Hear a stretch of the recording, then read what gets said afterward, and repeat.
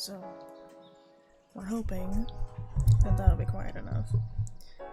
Also, you probably can hear everything I'm doing to my mic, the unfortunate side effect of having the mic cranked up for that. Let's make sure that the background music is very quiet. Yes. Okay. Alright. That open. Perfect. Excuse me. Okay. This will be fun. This is a first. This is a first. I think it could be a lovely time. But I've also been working really hard for the past week or so, trying to get everything sort of set up for this. So like all of the art that's here, except for the string lights, is like my own assets, my own artwork, because I can, and I didn't have the money to commission somebody else to do it. So I still want the music to be quieter. Like, I want to barely hear it. I want it as like the most quiet, peaceful background noise. Okay. Perfect. At least I think it's perfect, and that's what matters. Alright, so we will be doing the Hans Christian Andersen's Complete Fairy Tales. It is a lovely hardcover, as we love that.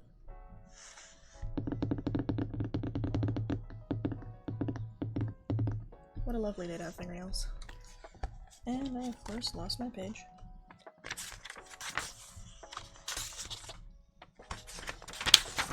Book stuff.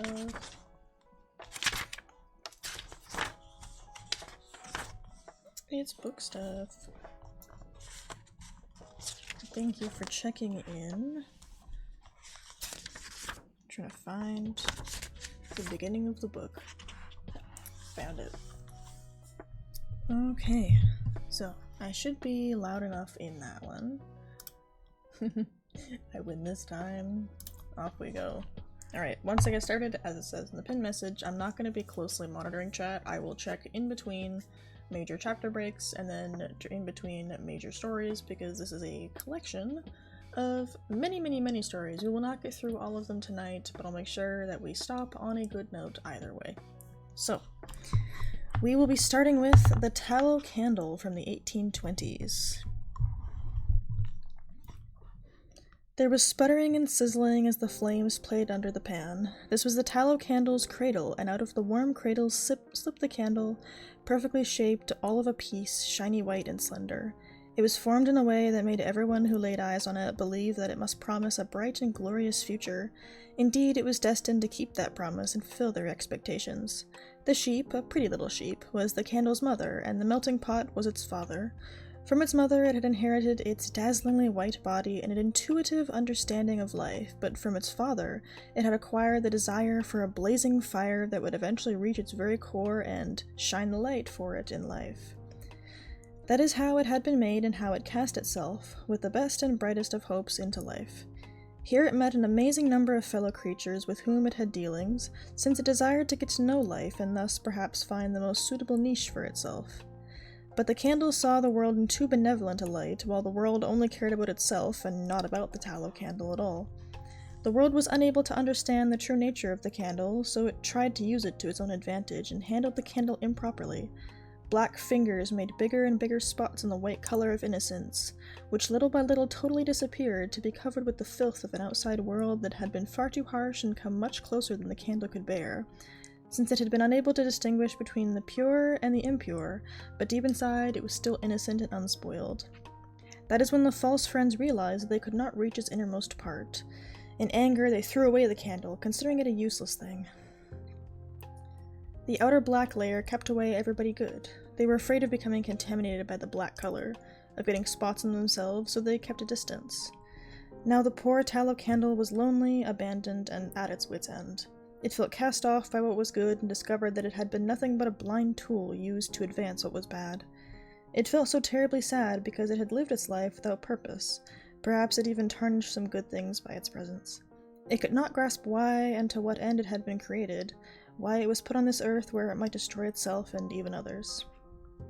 More and more, increasingly deeply, it pondered the situation, but the more it thought, the greater its despondency, since it could not find anything good at all, no real meaning for itself, or see the purpose it had been given at birth. It was as if the black layer had thrown a veil over its eyes. That was when it met a small flame, a tinderbox. The tinderbox knew the light better than the candle tallow knew itself. The tallow candle knew itself. For the tinderbox saw everything so clearly, right through the outer layer, and inside it found so much good. Therefore it went closer, and bright hopes emerged in the candle. It lit up, and its heart melted. The flame shone brightly like a wedding torch of joy. Everything became bright and clear, and showed the way for those in its company, its true friends, and helped by the light they too could now successfully seek truth. The body too was strong enough to nurture and support the burning flame. Like the beginnings of new life, one round and plump drop after the other rolled down the candle, covering the filth of the past. This was not only the bodily, but also the spiritual gain of the marriage. The tallow candle had found its true place in life, and proved that a true light shone for a long time, spreading joy for itself and its fellow creatures. And thank you for the chicken. Thank you, thank you. Let me know if the audio can be adjusted in any way. I'll still be taking a look at the VOD later, of course, but do feel free to let me know from there on. Also, hold on, I'm thirsty.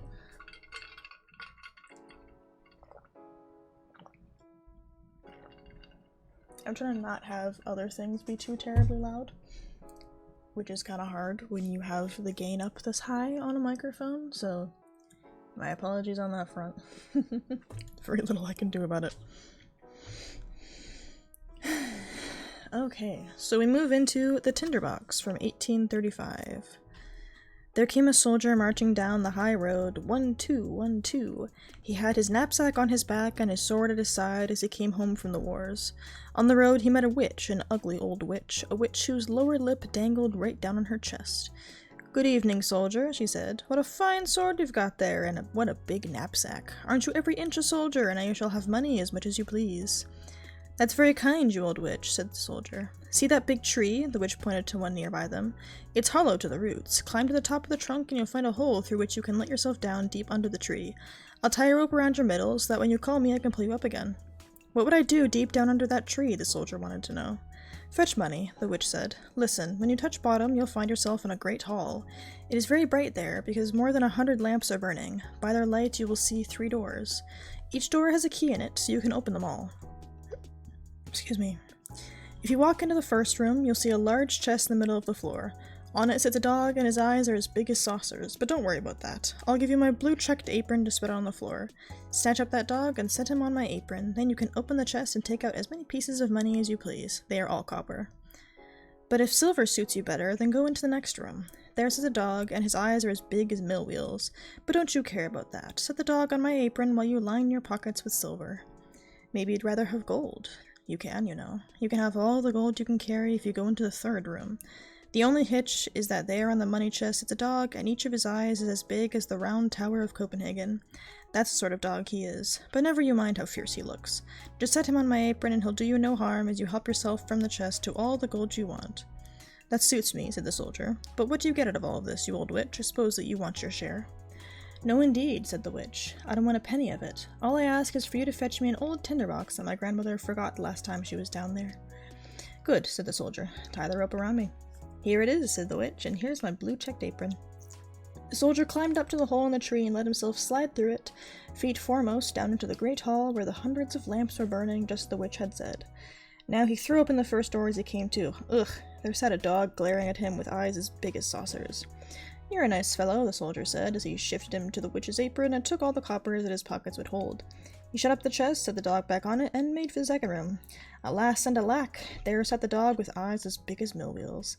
"Don't you look at me like that." The soldier set him on the witch's apron. "You're apt to strain your eyesight." When he saw the chest brimful of silver, he threw away all his coppers and filled both his pockets and knapsack with silver alone. Then he went into the third room. Oh, what a horrible sight to see! The dog in there really did have eyes as big as the round tower, and when he rolled them, they spun like wheels. "Good evening," the soldier said, and saluted, for such a dog he had never seen before, but on second glance he thought to himself, this won't do. So he lifted the dog down to the floor and threw open the chest. What a sight!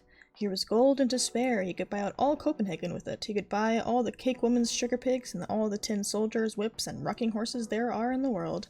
Yes, there really was money. In short order, the soldier got rid of all the silver coins he had stuffed in his pockets and knapsack to put the gold in their place. Yes, sir, he crammed all his pockets, his knapsack, his cap, and his boots so full that he scarcely could walk. Now he was made of money. Putting the dog back on the chest, he banged out the door and called up to the hollow tree. "Pull me up now, you old witch. Have you got the tinderbox?" asked the witch. "Confound the tinderbox," the soldier shouted. "I clean forgot it." When he fetched it, the witch hauled him up. There he stood on the high road again, with his pockets, boots, knapsack, and cap full of gold. "What do you want with the tinderbox?" he asked the old witch. "None of your business," she told him. "You've had your money, so hand over my tinderbox."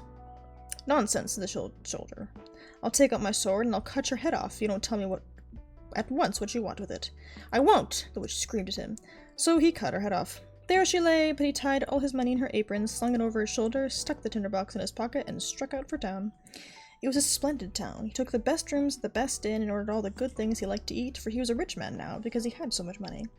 The servant who cleaned his boots may have thought them remarkably well worn for a man of such means, but that was before he went shopping. Next morning, he bought boots worthy of him, and all the best clothes. Now that he had turned out to be such a fashionable gentleman, people told him all about the splendors of their town, all about their king, and what a pretty princess he had for a daughter. "Where can I see her?" the soldier inquired. "You can't see her at all," everyone said. "She lives in a great copper castle inside all sorts of walls and towers. Only the king can come in or go out of it, for it's been foretold that the princess will marry a common soldier. The king would much rather she didn't." "I'd like to see her just the same," the soldier thought, but there was no way to manage it. Now he lived a merry life. He went to the theater, drove about in the king's garden, and gave away money to poor people. This was to his credit, for he remembered from the old days what it felt like to go without a penny in your pocket. Now that he was wealthy and well-dressed, he had too many who called him their friend and a genuine gentleman. That pleased him. But he spent money every day without making any, and wound up with only 2 coppers to his name. He had to quit his fine quarters to live in a garret, clean his own boots, and mend them himself with a darning needle. None of his friends came to see him, because there were too many stairs to climb. One evening, when he sat in the dark without even money enough to buy a candle, he suddenly remembered there was a candle end in the tinderbox that he had picked up when the witch sent him down the hollow tree. He got out the tinderbox, and the moment he struck sparks from the flint of it, his door burst open, and there stood a dog from down under the tree. It was one with the eyes as big as saucers. "What?" said the dog, "is my lord's command?" "What's this?" said the soldier. "Have I got the sort of tinderbox that will get me whatever I want? Go give me some money," he ordered the dog. Zip! The dog was gone. Zip!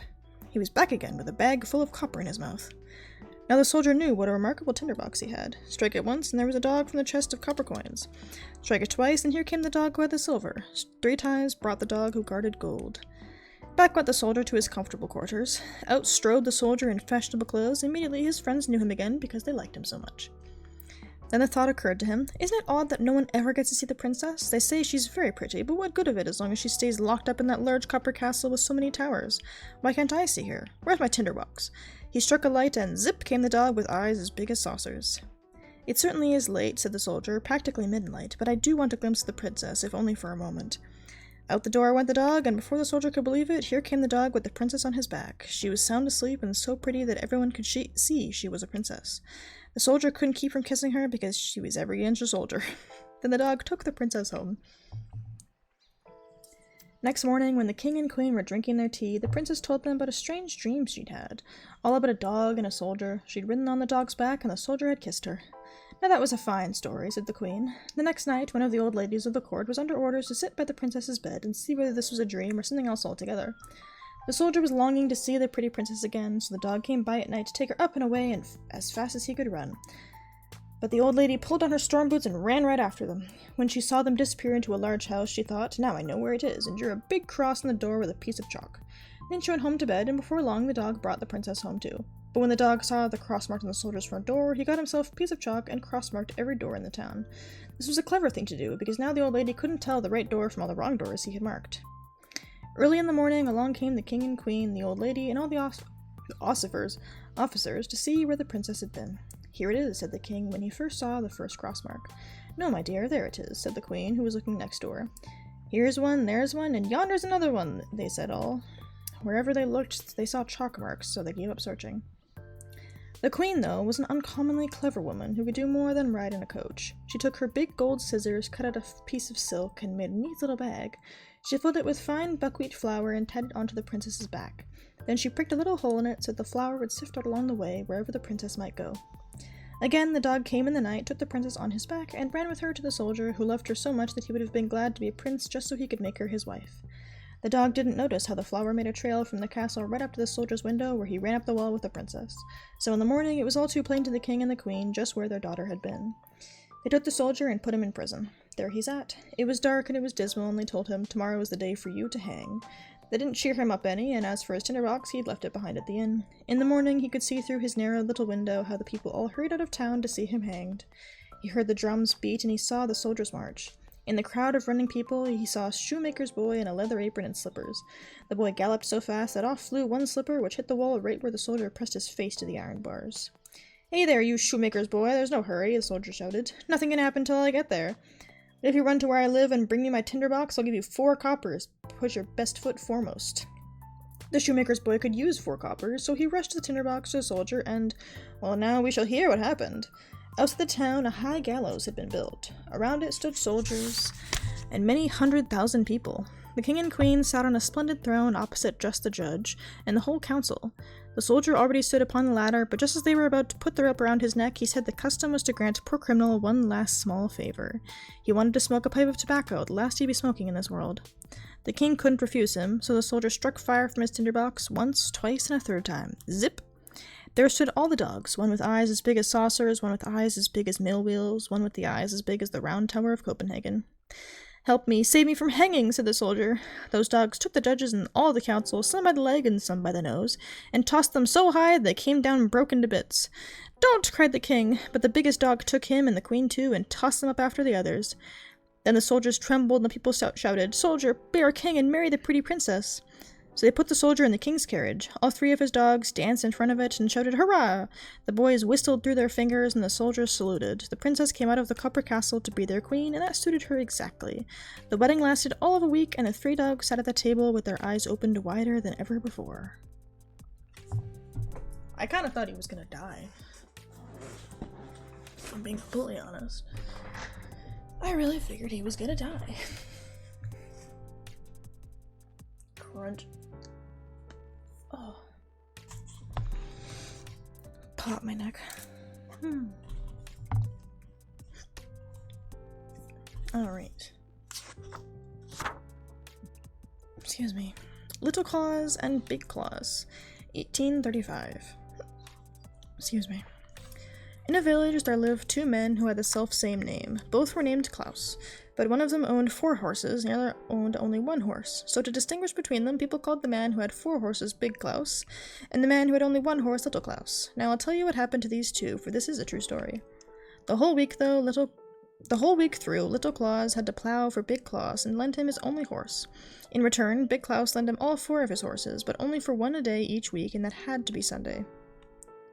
Each Sunday, how proudly Little Klaus cracked his whip over all the 5 horses, which were as good as his own on that day. How brightly the sun shone, how merry were the church bells that rang in the steeple, how well dressed were all the people who passed him with hymn books tucked under their arms, and as they went their way to church to hear the parson preach, how the people did stare to see Little Klaus plowing with all 5 horses. This made him feel so proud that he would crack his whip and holler, "Get up, all my horses." "You must not say that," Big Klaus told him. "You know as well as I do that only 1 of those horses is yours." But no sooner did another bevy of churchgoers come by than Little Klaus forgot that he mustn't say it, and hollered, "Get up, all my horses." "Don't you say that again," Big Klaus told him. "If you do, I'll knock your horse down dead in his traces, and that will be the end of him." "You won't catch me saying it again," Little Klaus promised. But as soon as people came by, nodding to him and wishing him good morning, he was so pleased and so proud of how grand it looked to have 5 horses plowing his field that he hollered again, "Get up, all my horses." "I'll get up your horse for you," Big Klaus said, and he snatched up a tethering mallet and he knocked Little Klaus's one and only horse in the head so hard that it fell down dead. "Now I haven't any horse at all," said Little Klaus, and he began to cry. But by and by he skinned his dead horse and hung the hide to dry in the wind. Then he crammed the dry skin in a sack, slung it up over his shoulder, and set out to sell it in the nearest town. It was a long way to go, and he had to pass through a dark, dismal forest. Suddenly a terrible storm came up, and he had lost his way. Before he could find it again, evening overtook him. The town was still a long way off, and he had come too far to get home before night. Not far from the road, he saw a large farmhouse. The shutters were closed, but light showed through a crack at the top of the windows. Maybe they'll let me spend the night here, Little Klaus thought, as he went to the door and knocked.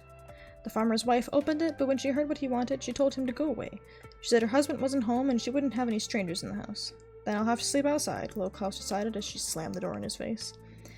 Near the farmhouse stood a large haystack leading up to the thatched roof of the shed, which lay between it and the house. That's where I'll sleep, said Little Klaus when he noticed the thatch.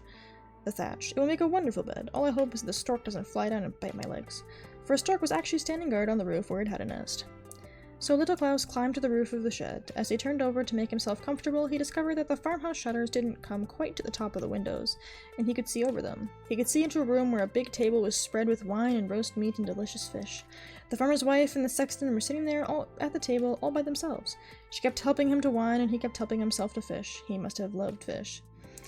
Oh, and if only I could have some too, thought Little Klaus. By craning his neck towards the window, he caught sight of a great appetizing cake. Why, they were feasting in there. Just then he heard someone riding down the road to the house. It was the farmer coming home. He was an excellent man, except for just one thing. He could not stand the sight of a sexton. If he got so much as a glimpse of one, he would fly into a furious rage, which was the reason why the sexton had gone to see the farmer's wife while her husband was away from home. And the good woman could do no less than set before him all the good things to eat that she had in the house. When she heard the farmer coming, she trembled for the sexton and begged him to creep into the big empty chest which stood in a corner of the room. He lost no time about it, because he knew full well that her poor husband couldn't stand the sight of a sexton. The woman quickly set aside the wine and hid the good food in her oven, because if her husband had seen the feast, he would have asked questions hard to answer. Oh dear, up on the shed, Little Klaus sighed to see all the good food disappearing. Who's up there? The farmer peered at Little Klaus. Whatever are you doing up there? Come into the house with me. So Little Klaus came down. He told the farmer how he had lost his way and asked if he could have shelter for the night. Of course, said the farmer, but first let's have something to eat.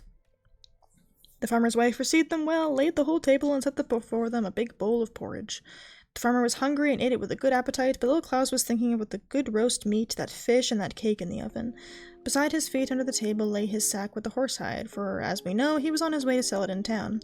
Not liking the porridge at all, Little Klaus trod in on the sack, and the dry hide gave a loud squeak. Shh, Little Klaus said to his sack, at the same time that he trod on it so hard that it squeaked even louder. What on earth have you got in there? Said the farmer. Oh, just a conjurer, said Little Klaus. He tells me we don't have to eat porridge, because he has conjured up a whole oven full of roast meat, fish, and cake for us. What did you say? Said the farmer. He made haste to open the oven, where he found all the good dishes.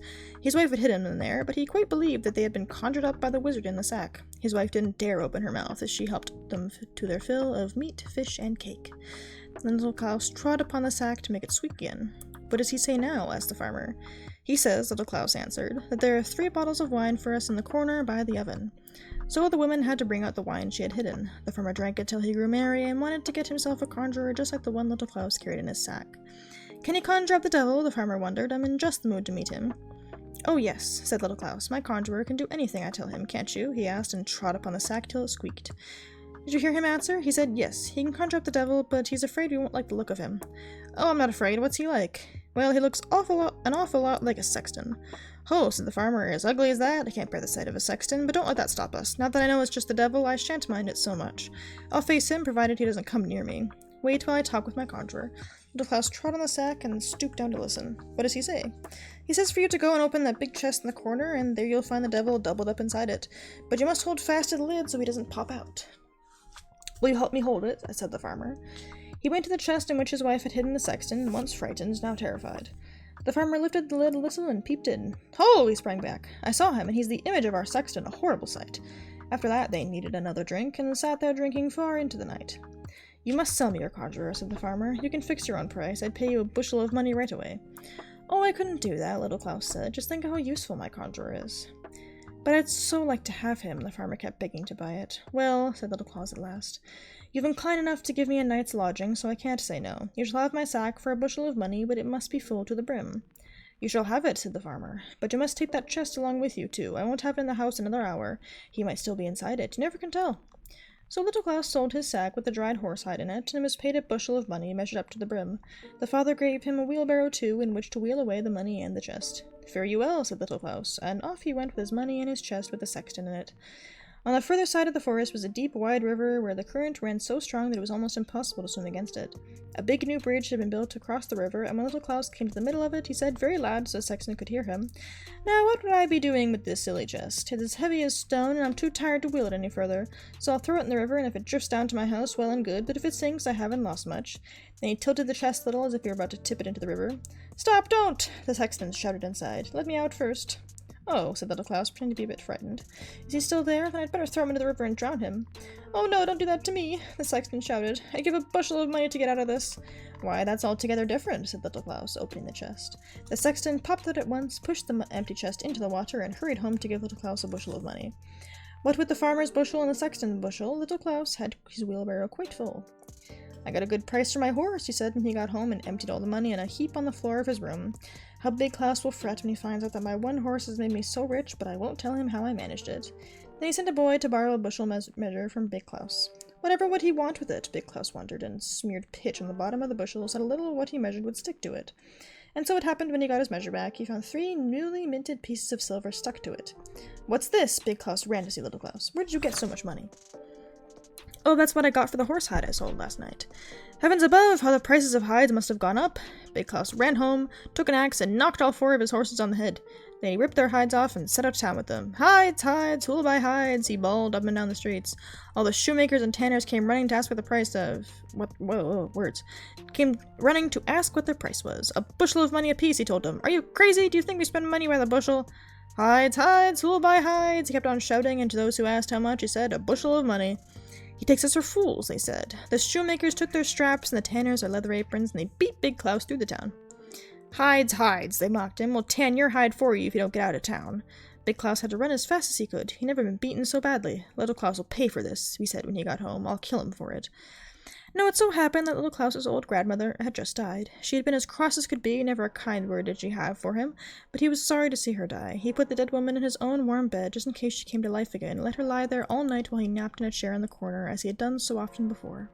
As he sat there in the night, the door opened, and in came Big Klaus with an axe. He knew exactly where little Klaus's bed was, so he went straight on it and knocked a dead grandmother on the head, under the impression that she was little Klaus.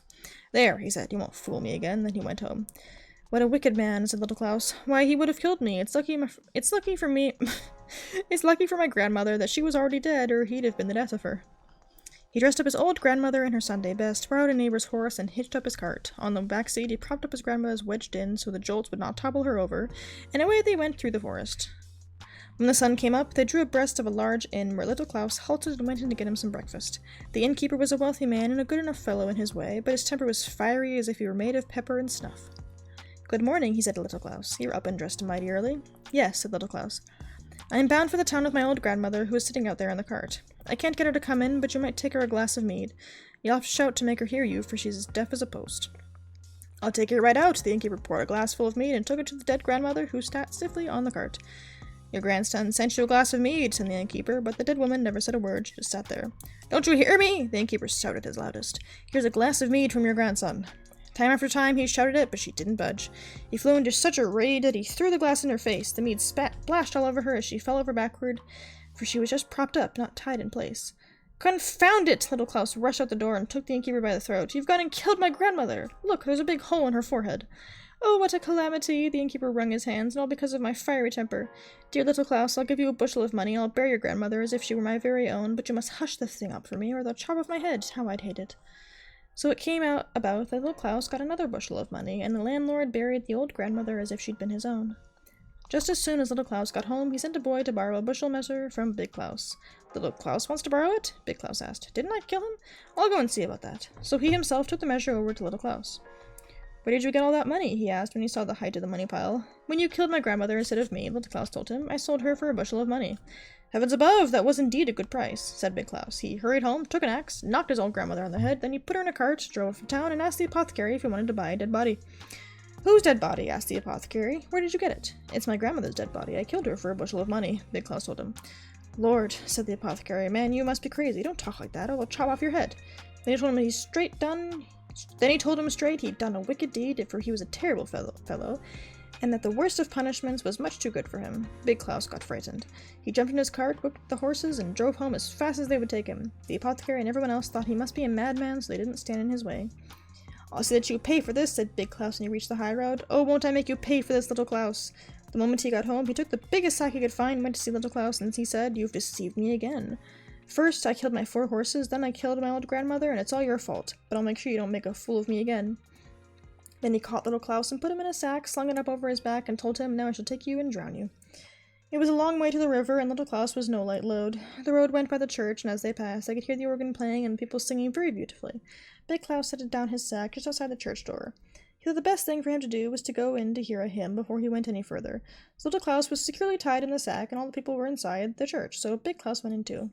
Oh dear, Little Klaus sighed in the sack. Twist and turn as he might, he could not loosen the knot. Then a white-haired old cattle driver came by, leaning heavily on his staff. The herd of bulls and cows he was driving bumped against the sack Little Klaus was in and overturned it. Oh dear, Little Klaus sighed. I'm so young to be going to heaven. While I, the cattle drover, I am too old for this earth, yet heaven will not send for me. Open the sack, Little Klaus shouted. Get in and take my place, you'll go straight to heaven. That's where I want to be, said the drover, and he undid the sack. Little Klaus jumped out at once. You must look after my cattle, the old man said as he crawled in. As soon as Little Klaus fastened the sack, he walked away from there with all the bulls and cows. Presently, Big Klaus came out of the church, took the sack on his back, and found it light, for the old drover was no more than half as heavy as Little Klaus. How light as my burden is, all because I've been listening to a hymn, said Big Klaus. He went on to the deep, wide river and threw the sack with the old cattle drover into the water. You'll never trick me again, Big Klaus said, for he thought he had seen the last splash of Little Klaus. He started home, but when he came to the crossroads, he met Little Klaus and all his cattle. Where did you come from? Big Klaus exclaimed. Didn't I just drown you? Yes, said Little Klaus. You threw me into the river half an hour ago. Then how did you come by such a fine herd of cattle? Big Klaus wanted to know. Oh, they're sea cattle, said Little Klaus. I'll tell you how I got them, because I'm obliged to you for drowning me. I'm a made man now, I can't begin to tell you how rich I am. But when I was in the sack, with the wind whistling in my ears as you dropped me off the bridge into the cold water, I was frightened enough. I went straight to the bottom, but it didn't hurt me because of all the fine soft grass down there. Someone opened the sack, and a beautiful maiden took my hand. Her clothes were white as snow, and she had a green wreath in her floating hair.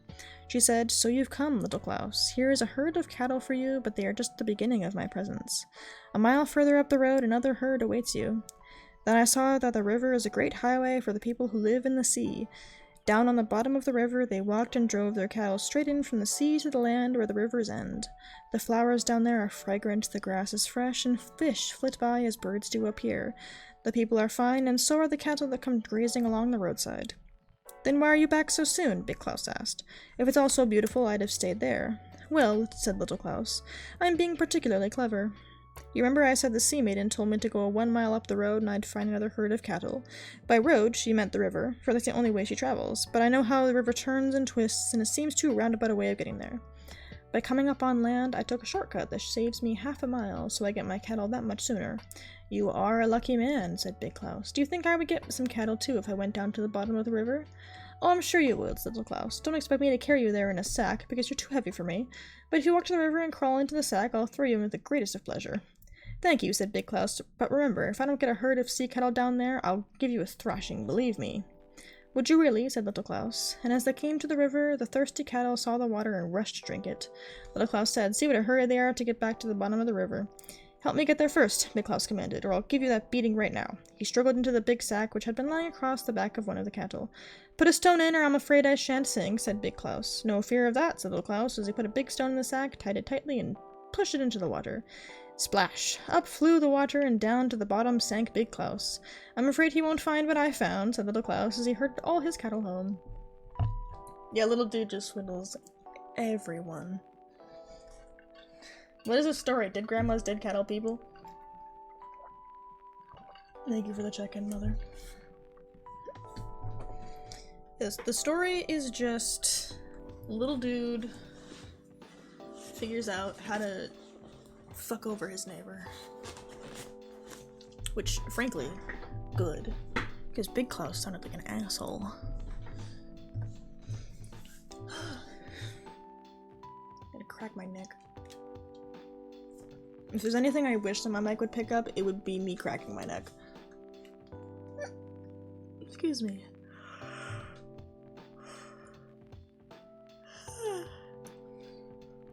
God. I'm sleepy myself now. It is 6:30 and I'm ready to go to bed. Alas, it is what it is. this is also great practice for me for slowing down when I read, because I have a tendency to go way too fast. You could probably see my cadence going up and then going back down again when I realized I was going way too fast. So, alas. But we have one that's a little bit more recognizable now. It is The Princess on the Pea from 1835. So, that one's new, but also one we should all know. But that being said, I will also give a friendly reminder, these are the Hans Christian Andersen's fairy tales. These are the original ones. Some of the messages in here are a little more dark than what we're used to in the today fairy tales, so I'm just gonna throw that out there. Just remember, it's about the journey, not the destination. Exactly. Also, while I've got a couple people here, is the music too loud? Because I'm looking at it in my audio mixer and it looks kind of loud, but it's really hard to tell. Excuse me. And we can listen to me go on. But also, this is such a nice sound.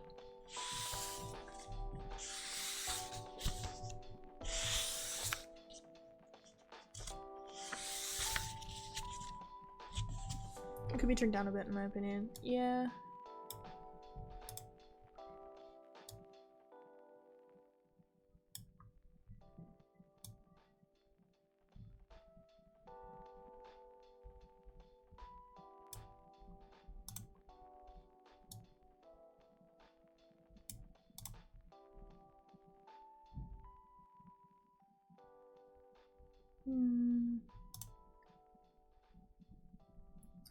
Is of course being funky.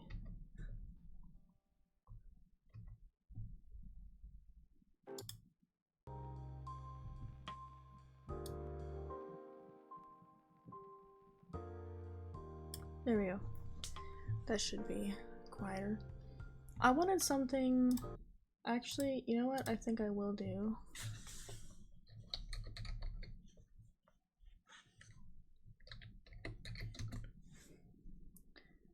Let's look up.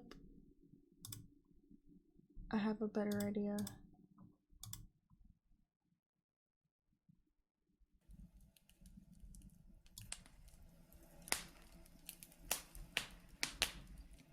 We have fireplace noises.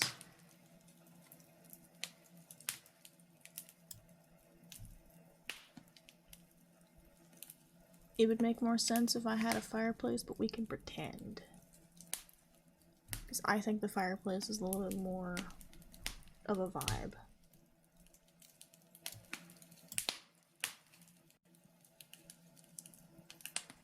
Just a little snippy snappy.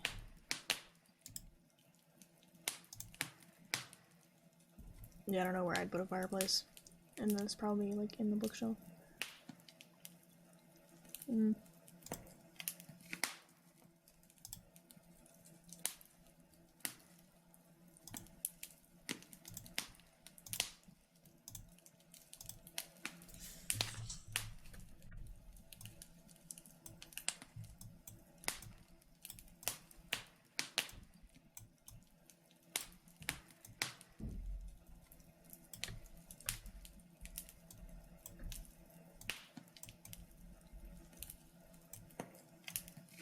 There's a fireplace here now because I said so.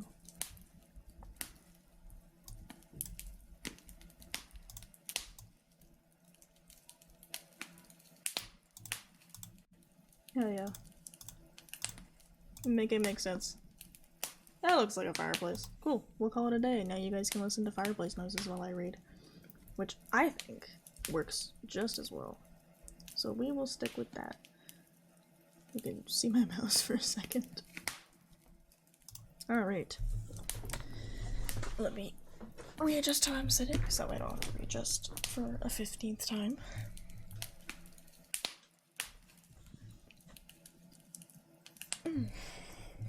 Alright, so on to The Princess and the Pea. The Princess on the Pea. Whoops. Once there was a prince who wanted to marry a princess. Only a real one would do, so he traveled through all the world to find her, and everywhere things went wrong. There were princesses aplenty, but how was he to know whether they were real princesses? There was something not quite right about them all, so he came home again and was unhappy because he did so want to have a real princess. One evening a terrible storm blew up. It lightened and thundered and rained. It was really frightful. In the midst of it all came knocking at the town gate. The old king went to open it. Who should be outside but a princess, and what a sight she was in all that rain and wind. Water streamed from her hair, down her clothes, into her shoes, and ran out at the heels, yet she claimed to be a real princess. We'll soon find that out, the old queen thought to herself. Without saying a word about it, she went to the bedchamber, stripped back the bedclothes, and put just one pea at the bottom of the bed. Then she took 20 mattresses and piled them on the pea. Then she took 20 eider-down feather beds and piled them on the mattresses. Up on top of all these, the princess went to spend the night. In the morning they asked her, "Did you sleep well?" "Oh," said the princess, "no, I scarcely slept at all.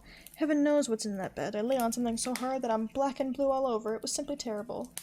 They could see she was a real princess, and no question about it. Now that she had felt one pea all the way through 20 mattresses and 20 more feather beds. Nobody but a princess could be so delicate, so the prince made haste to marry her because he knew they had found a real princess. As for the pea, they put it in the museum. It's still there to be seen unless somebody has taken it. There, that's a true story. Probably the shortest one. So we'll hop in to Little Ida's flowers.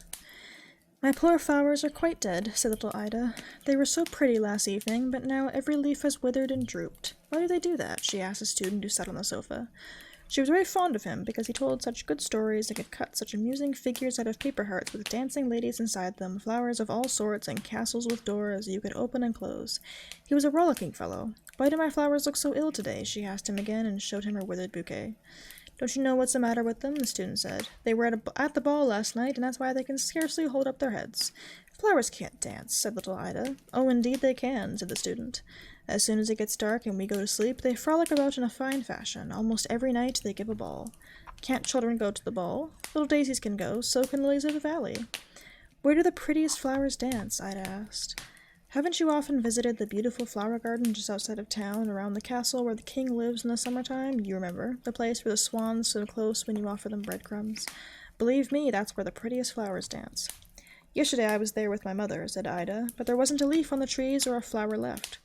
"Where are they? Last summer I saw ever so many." "They are inside the castle, of course," said the student. "Confidentially, just as soon as the king comes back to town with all his court, the flowers run from the garden into the castle and enjoy themselves. You should see them. The two loveliest roses climb up on the throne where they are the king and the queen. All the red coxcombs line up on either side to stand and bow like grooms of the bedchamber. Then all the best-dressed flowers come, and the grand ball starts. The blue violets and the naval cadets, their partners, whom they called Miss, are hyacinths and crocuses. The tulips and tiger lilies are the old chaperones who see to it that the dancing is done well and that everyone behaves properly." "But," said little Ida, "doesn't anybody punish the flowers for dancing in the king's own castle?" "Nobody knows a thing about it," said the student. "To be sure, there's the old castle keeper, who is there to watch over things. Sometimes he comes in the night with his enormous bunch of keys, but as soon as the flowers hear the keys jangle, they keep quiet and hide, with only their heads peeking out from behind the curtains. Then the old castle keeper says, 'I smell flowers in here,' but he can't see any." "What fun!" little Ida clapped her hands. "But couldn't I see the flowers either?" "Oh, easily," said the student. "The very next time you go there, remember to peep in the windows. There you will see them, as I did today. A tall yellow lily lay stretched on the sofa, pretending to be a lady in waiting." Can the flowers who live in the botanical gardens visit the castle? Can they go that far?" "Why, certainly. They can fly all the way if it suits them. Haven't you seen a lovely butterflies, white, yellow, and red ones? They almost look like flowers, and that's really what they used to be. They are flowers who have jumped up off their stems high into the air. They beat the air with their petals as though they were little wings, and so they manage to fly. If they behave themselves nicely, they get permission to fly all day long instead of having to go home and sit on their stems. In time, their petals turn into real wings. You've seen them yourself. However, it's quite possible that the botanical garden flowers have never been to the king's castle and don't know anything about the fun that goes on there almost every night. Therefore, I'll tell you how to arrange a surprise for the botanical professor. You know the one I mean. He lives quite near here. Well, the next time you go to the garden, tell one of his flowers they are having a great ball in the castle.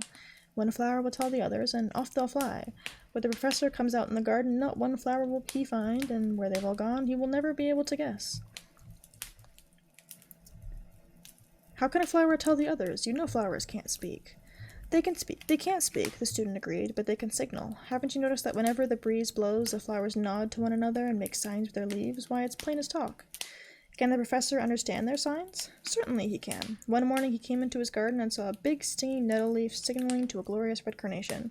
You are so beautiful and I love you so much. But the professor didn't like that kind of thing, so he slapped the nettle's leaves for they are its fingers. He was stung so badly that he hasn't laid hands on a stinging nettle since. Oh, how jolly little Ida laughed. How can anyone stuff a child's head with such nonsense? Said the prosy counselor, who had come to call and sit on the sofa too. He didn't like the student a bit. He always grumbled when he saw the student cut out those strange, amusing pictures, sometimes a man hanging from the gallows and holding a heart in his hands to show that he had stolen people's hearts away. Sometimes an old witch riding a broomstick and balancing her husband on her nose. The counselor highly disapproved of those, and he would say, as he said now, how can anyone stuff a child's head with such nonsense, such stupid fantasy? But little Ida, what the student told her about flowers was marvelously amusing, and she kept right on thinking about it. Her flowers couldn't hold their heads up, because they were tired out from dancing all night. Why, they must be ill. She took them to where she kept her toys on a nice little table with a whole drawer full of pretty things.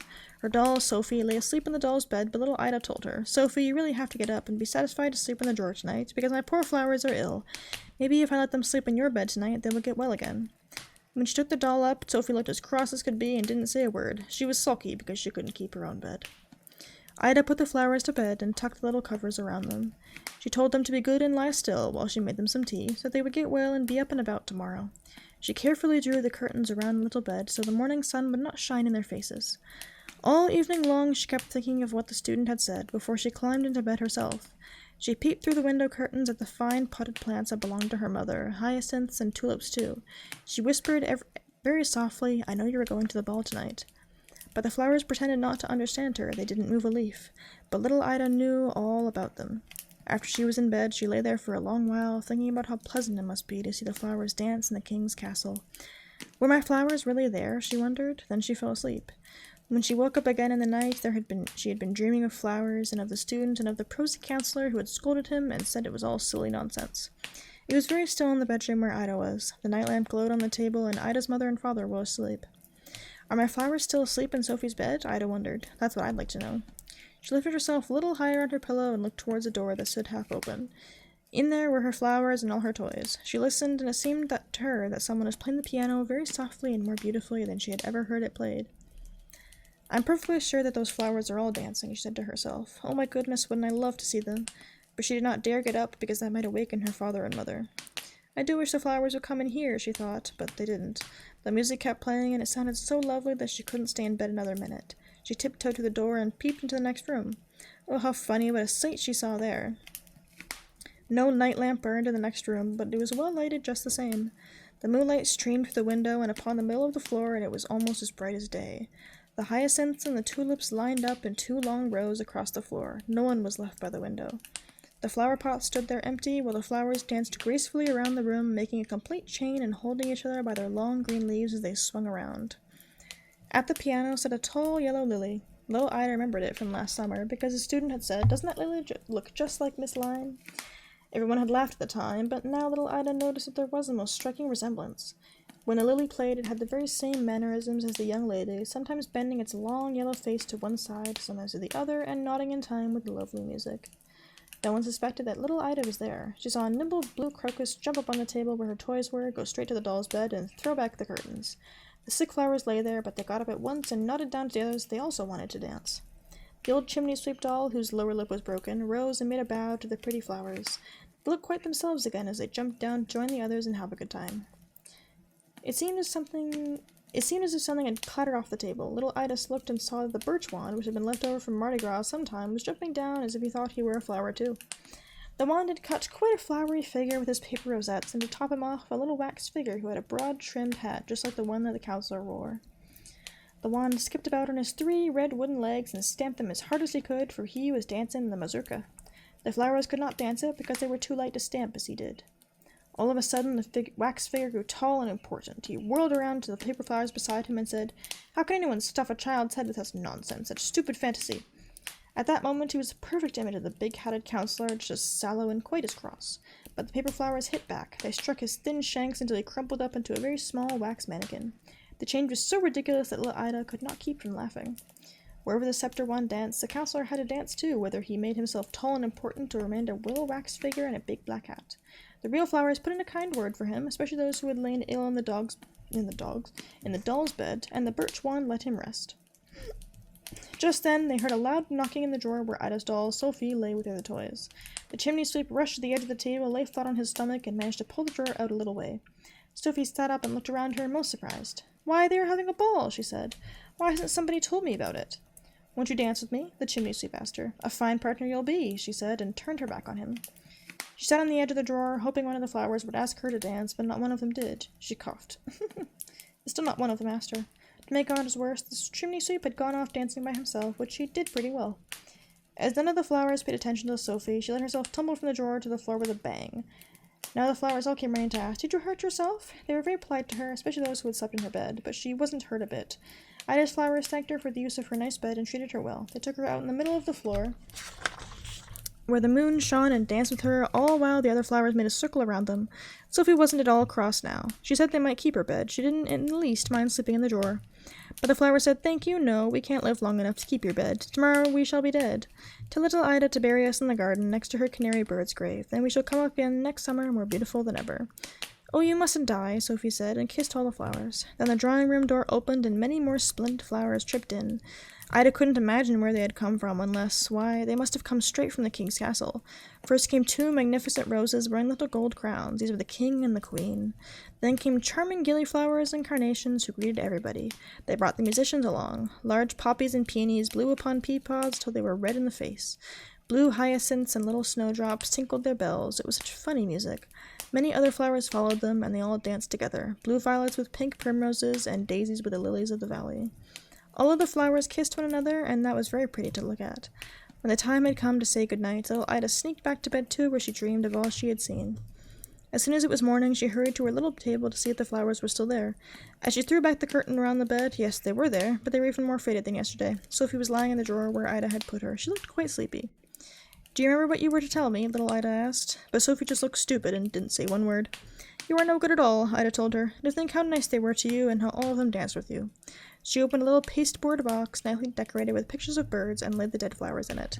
"This will be your pretty coffin," she told them. "When my cousins from Norway come to visit us, they will help me bury you in the garden, so that you may come up again next summer and be more beautiful than ever." Her Norwegian cousins were 2 pleasant boys named Jonas and Adolf. Their father had given them 2 new crossbows, which brought with them for Ida to see. She told them how her poor flowers had died, and they got permission to hold a funeral. The boys marched first with their crossbows on their shoulders. Little Ida followed with her dead flowers in their nice box. In the garden, they dug a little grave. Ida first kissed the flowers, then she closed the box and laid it in the earth. Adolf and Jonas shot their crossbows over the grave, for they had no guns or cannons.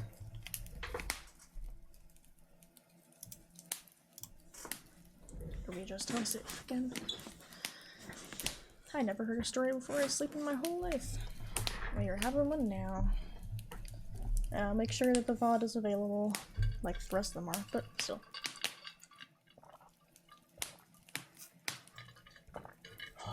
Thirst. Oh. Yes, the VOD for this stream, will, like the rest of them, will be available both on Twitch and then on YouTube. And then what I'm going to do is I'm going to ever so politely and like cut up this audio, make it into a nice little MP3 file so all the work is done, and that will be put behind my Ko-fi. So that one will have to be paid for, but you can still pirate the video and download it if you want. It's just that the actual nicely cut up video will not be available for free, but you can cut it up yourself. For the low price of ytmp3.com and like 30 minutes of your time, you can have the audio file. I don't care.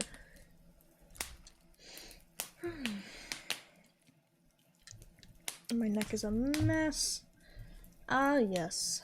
One of my least favorite ones to read is Thumbelina, and that's the one we have next.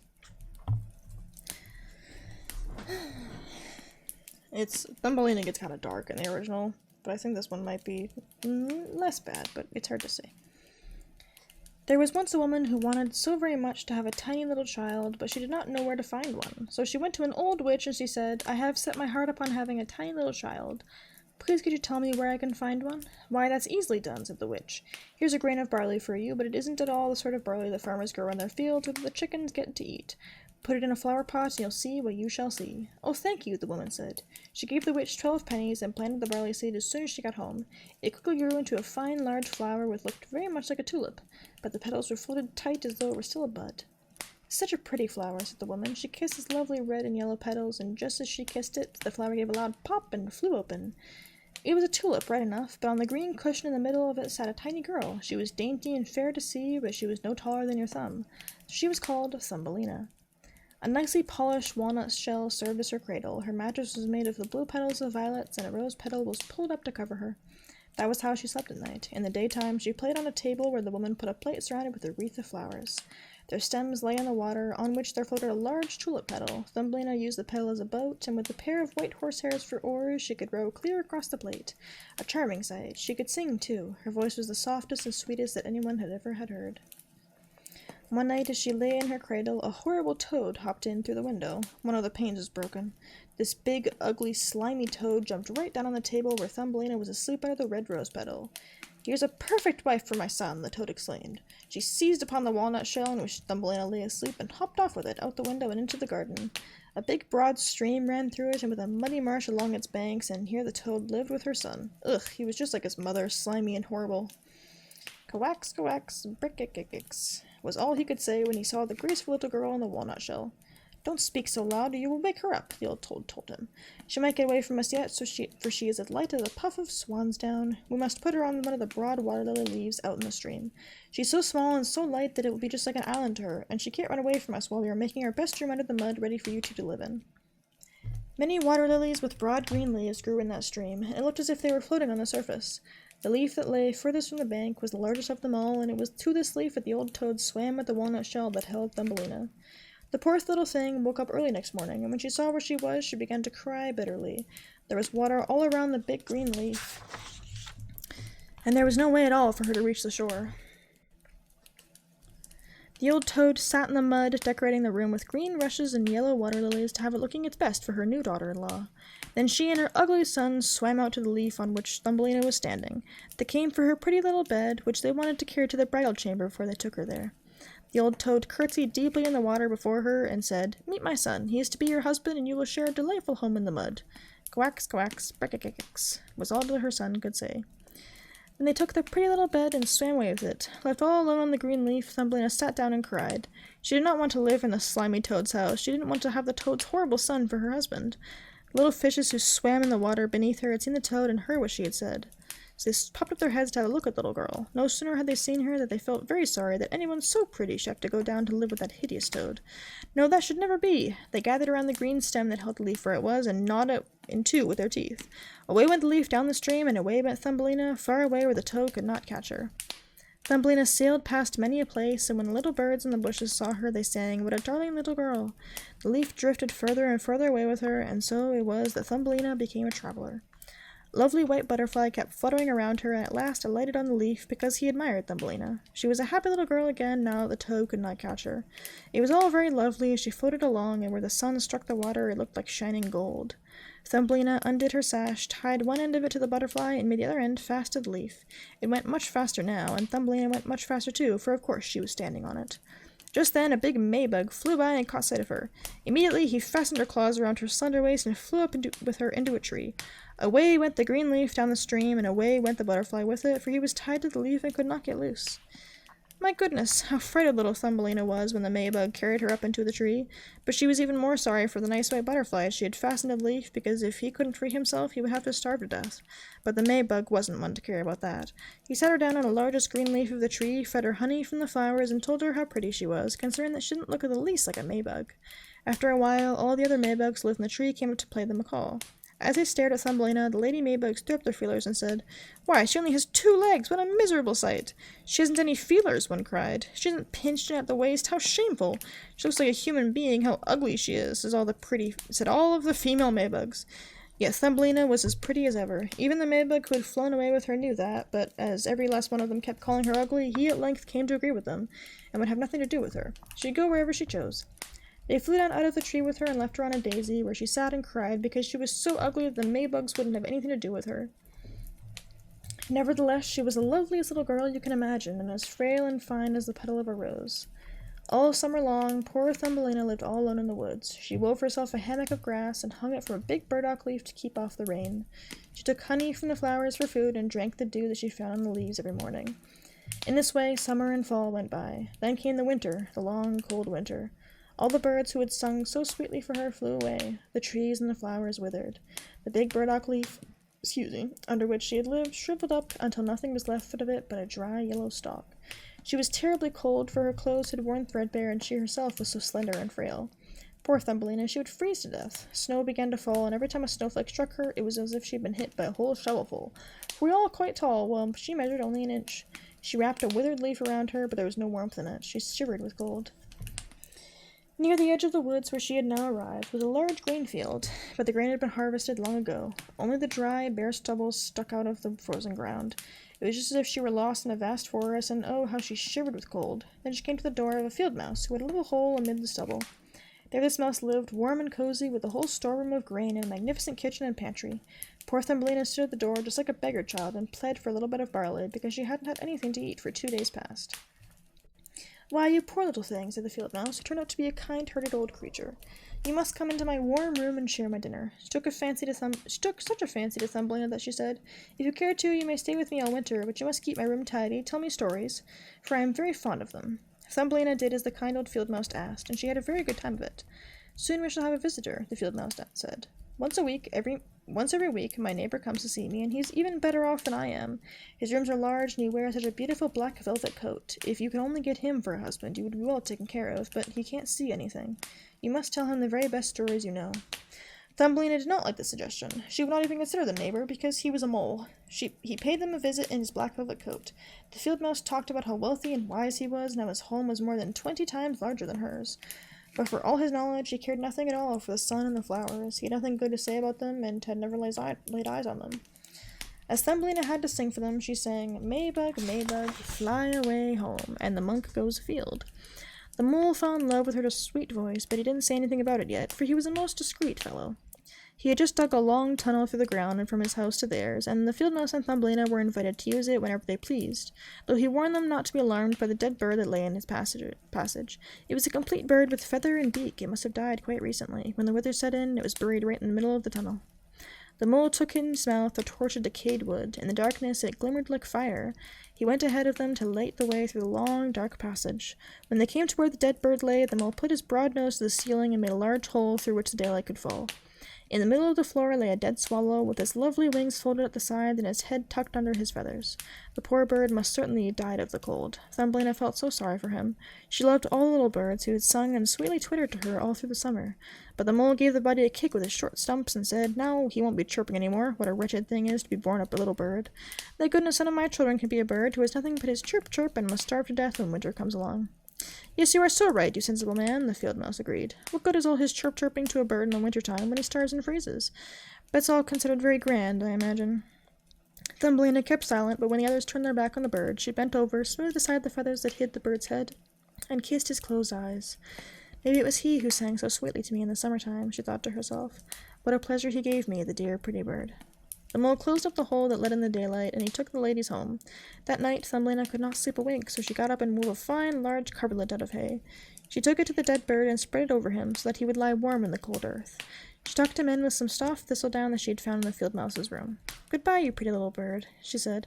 "Goodbye, and thank you for your sweet songs last summer, when the trees were all green and the sun shone so warmly upon us." She laid her head on his breast and startled her to feel a soft thump as if something were beating inside. This was the bird's heart. He was not dead. He was only numb with cold, and now that he had been warmed, he came to life again. In the fall, all swallows fly off to warm countries, but if one of them starts too late, he gets so cold that he drops down as if he were dead, he lies where he fell, and the snow covers him. Thumbelina was so frightened that she trembled, for the bird was so big, so enormous compared to her own inch of height. But she mustered her courage, took the cotton wool down closer around the poor bird, brought the mint leaf that covered her own bed, and spread it over the bird's head. The following night she tiptoed out to him again. He was alive now, but so weak that he could barely open his eyes for a moment to look at Thumbelina, who stood beside him with a peach of touchwood that was her only lantern. Thank you, pretty little child, the sick swallow said. I have been wonderfully warmed. Soon I shall get strong once more and be able to fly again in the warm sunshine. Oh, she said, it's cold outside. It's snowing and freezing. You just stay in your warm bed and I'll nurse you. Then she brought him some water in the petal of a flower. The swallow drank and told her how he had hurt one of his wings in a thorn bush, and for that reason, couldn't fly as fast as the other swallows when they flew far, far away to the warm countries. Finally, he had dropped to the ground. That was all he remembered, and he had no idea how he came to be where she found him. The swallow stayed there all through the winter, and Thumbelina was kind to him and tended to him with loving care. She didn't say anything about this to the field mouse or to the mole, because they did not like the poor unfortunate swallow. As soon as spring came by and the sun warmed the earth, the swallow told Thumbelina it was time to say goodbye. She reopened the hole the mole had made in the ceiling, and the sun shone in splendor upon them. The swallow asked Thumbelina to go with him. She could sit on his back as they flew away through the green woods, but Thumbelina knew that it would make the old mouse feel badly if she left like that, so she said, I cannot go. Fare you well, my good and pretty girl, said the swallow, and he flew into the sunshine. Tears came into Thumbelina's eyes as she watched him go, for she was so fond of the poor swallow. Chirp, chirp, sang the bird as she flew into the green woods. Thumbelina felt so very downcast. She was not permitted to go out in the warm sunshine. Moreover, the grain that was sown in the field above the field mouse's house grew so tall that, to a poor little girl who was only an inch high, it was like a dense forest. You must work on your trousseau this summer, the field mouse said, for their neighbor, that loathsome mole in the black velvet coat, had proposed to her. You must have both woolens and linens, both bedding and wardrobe, when you become the mole's wife. Thumbelina had to turn the spindle, and the field mouse hired 4 spiders to spin and weave for her day and night. The mole came to call every evening, and his favorite remark was that the sun, which had now baked the earth as hard as a rock, would not be nearly so hot when the summer was over. Yes, as soon as summer was past, he would be marrying Thumbelina, but she was not at all happy about it, because she didn't like the tedious mole the least bit. Every morning at sunrise and every evening at sunset, she would steal at the door. When the breeze blew with the ears of grain apart, she could catch glimpses of the blue sky. She could dream about how bright and fair it was out of doors, and how she wished she would see her dear swallow again. But he did not come back, for doubtless he was far away, flying about in the lovely green woods. When fall arrived, Thumbelina's whole trousseau was ready. Your wedding day is 4 weeks off, the field mouse told her, but Thumbelina cried and declared she would not have the tedious man for a husband. Fiddlesticks, said the field mouse. Don't you be obstinate, or I'll bite you with my white teeth. Why, you're getting a superb husband. The queen herself hasn't a black velvet coat as fine as his. Both his kitchen and his cellar are well supplied. You ought to thank goodness that you were getting him. Then came the wedding day. The mole had come to take Thumbelina home with him, where she would have to live deep underground and never go out in the warm sunshine again, because he disliked it so. The poor little girl felt very sad that she had to say goodbye to the glorious sun, which the field mouse had at least let her look out at through the doorway. Farewell, bright sun, she said, with her arms stretched toward it as she walked away from the field mouse's home. The grain had been harvested, and only the dry stubble was left in the field. Farewell, farewell, she cried again, and flung her little arms around a small red flower that was still in bloom. If you see my dear swallow, please give him my love. Chirp, chirp, chirp, chirp. She suddenly heard a twittering go over her head. She looked up, and there was a swallow just passing by. He was so glad to see Thumbelina, although when she told him how she hated to marry the mole and live deep underground where the sun never shone, she could not hold back her tears. Now that the cold winter is coming, the swallow told her, I shall fly far, far away. Tie yourself on with your sash, and away we'll fly, far from the ugly mole and his dark hole, far, far away, over the mountains to the warm countries where the sun shines so much fairer than here, to where it is always summer and there are always flowers. Please fly away with me, dear little Thumbelina, you who saved my life when I lay frozen in a dark hole in the earth. Yes, I will go with you, said Thumbelina. She sat on his back, put her feet on his outstretched wings, and fastened her sash to one of his strongest feathers. Then the swallow soared into the air, over forests and over lakes, high up over the great mountains that are always capped with snow. When Thumbelina felt cold in the chill air, she crept under the bird's warm feathers, with only her little head stuck out to watch all the wonderful sights below. At length they came to the warm countries. There the sun shone far more brightly than it ever does here, and the sky seemed twice as high. Along the ditches and hedgerows grew marvelous green and blue grapes. Lemons and oranges hung in the woods. The air smelled sweetly of myrtle and thyme. By the wayside the loveliest children ran hither and thither, playing with the brightly colored butterflies. But the swallow flew on still farther, and it became more and more beautiful. Under magnificent green trees, on the shore of a blue lake, there stood an ancient palace of dazzling white marble. The lofty pillars were wreathed with vines. At the top of them many swallows had made their nests. One nest belonged to the swallow who carried Thumbelina. This is my home, the swallow told her. If you will choose one of those glorious flowers in bloom down below, I shall place you in it, and you will have all that your heart desires. That will be lovely, she cried, and clapped her tiny hands. A great white marble pillar had fallen to the ground, where it lay in 3 broken pieces. Between these pieces grew the loveliest large white flowers. The swallow flew down with Thumbelina and put her on one of the large petals. How surprised she was to find in the center of the flower a little man, as shining and as transparent as if he had been made of glass. On his head was the daintiest of little gold crowns, on his shoulders were the brightest shining wings, and he was not a bit bigger than Thumbelina. He was the spirit of the flower. In every flower there lived a small man or woman just like him, but he was the king over all of them. Oh, wasn't he handsome? Thumbelina said softly to the swallow. The king was somewhat afraid of the swallow, which seemed a very giant of a bird to anyone as small as he. But when he saw Thumbelina, he rejoiced, for she was the prettiest little girl he had ever laid eyes on. So he took off his golden crown and put it on her head. He asked if he might know her name, and he asked her to be his wife, which would make her queen over all the flowers. Here indeed was a different sort of husband from the toad's son and the mole with his black velvet coat. So she said yes to this charming king. From all the flowers trooped little ladies and gentlemen, delightful to behold. Every one of them brought Thumbelina a present, but the best gift of all was a pair of wings that had belonged to a large silver fly. When these were made fast to her back, she too could flit from flower to flower. Everyone rejoiced as the swallow perched above them in his nest and sang his very best songs for them. He was sad, though, deep down in his heart, for he liked Thumbelina so much that he wanted never to part with her. You should no longer be called Thumbelina, the flower spirit told her. That name is too ugly for anyone as pretty as you are. We shall call you Maya. Goodbye, goodbye, said the swallow. He flew away again from the warm countries, back to faraway Denmark, where he had a little nest over the window of a man who can tell you fairy tales. To him, the bird sang chirp, chirp, chirp, chirp, and that's how he heard the whole story. Okay, this one isn't the one that's super duper weird. There is a version of Thumbelina that's deeply depressing. So I'm glad that was not the one that we had to read today.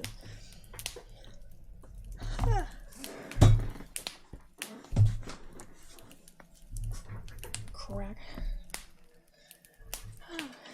So now I get a minute with my ice water.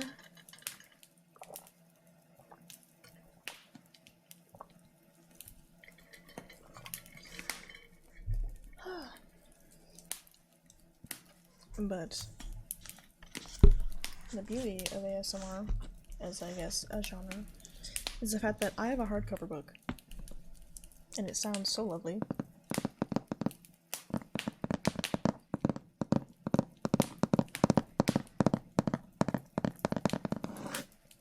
It's such a nice sound though, like, ugh.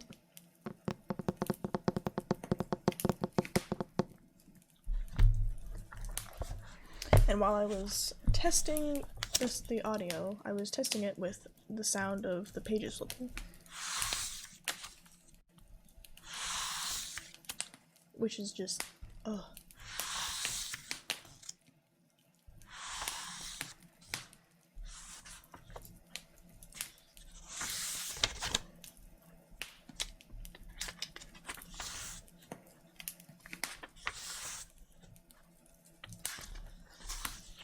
It's so peaceful. Bonk.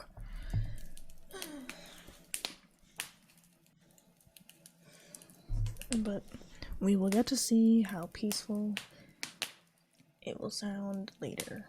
My goal overall is just that I do hope that the audio just sounds nice. Because I don't think I'll ever be a whisper ASMR person if I do keep doing this. It makes me uncomfortable personally, it just feels like bleh.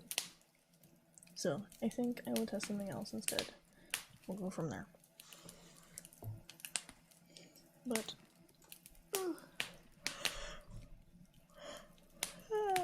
I don't think I'll do this for 3 hours. I think I'll only do 2 hours. This feels like a solid amount of time. Especially because it feels like it's been forever and I'm already sleepy. So 2 hours sounds lovely and perfect, and I think we'll go for that. So, okay, so we're an hour in. I'm gonna take a brief break just to like crack my neck mostly. So, be a 3-minute break. We're gonna run a quick ad, and I will be right back.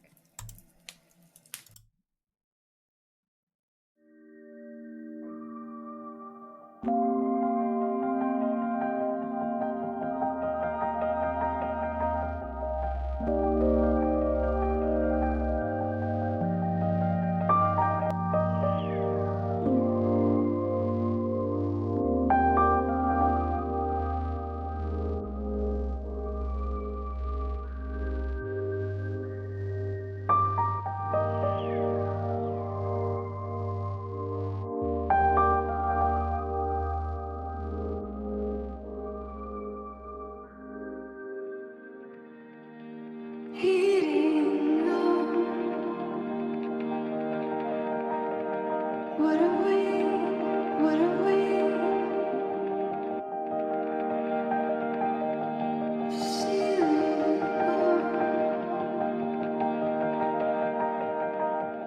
be see.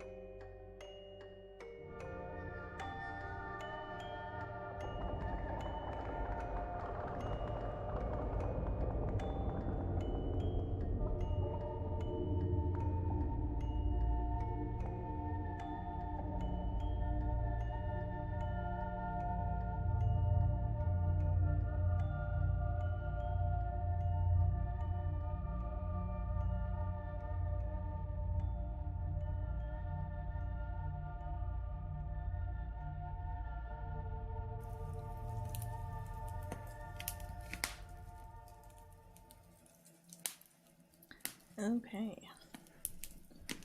We're back. No ASMR idea, I just crack my joints. It's it. That's the entire ASMR video. It's just me cracking all of my joints. I'm sure it exists. Alright. Now we have a lovely title, The Naughty Boy, from 1835. Once upon a time, there was an old poet, one of those good, honest old poets. One evening, as he was sitting quietly in his home, a terrible storm broke out. The rain poured down in torrents, but the old poet sat warm and cozy in his study, for a fire blazed brightly in his stove, and roasting apples sizzled and hissed beside it.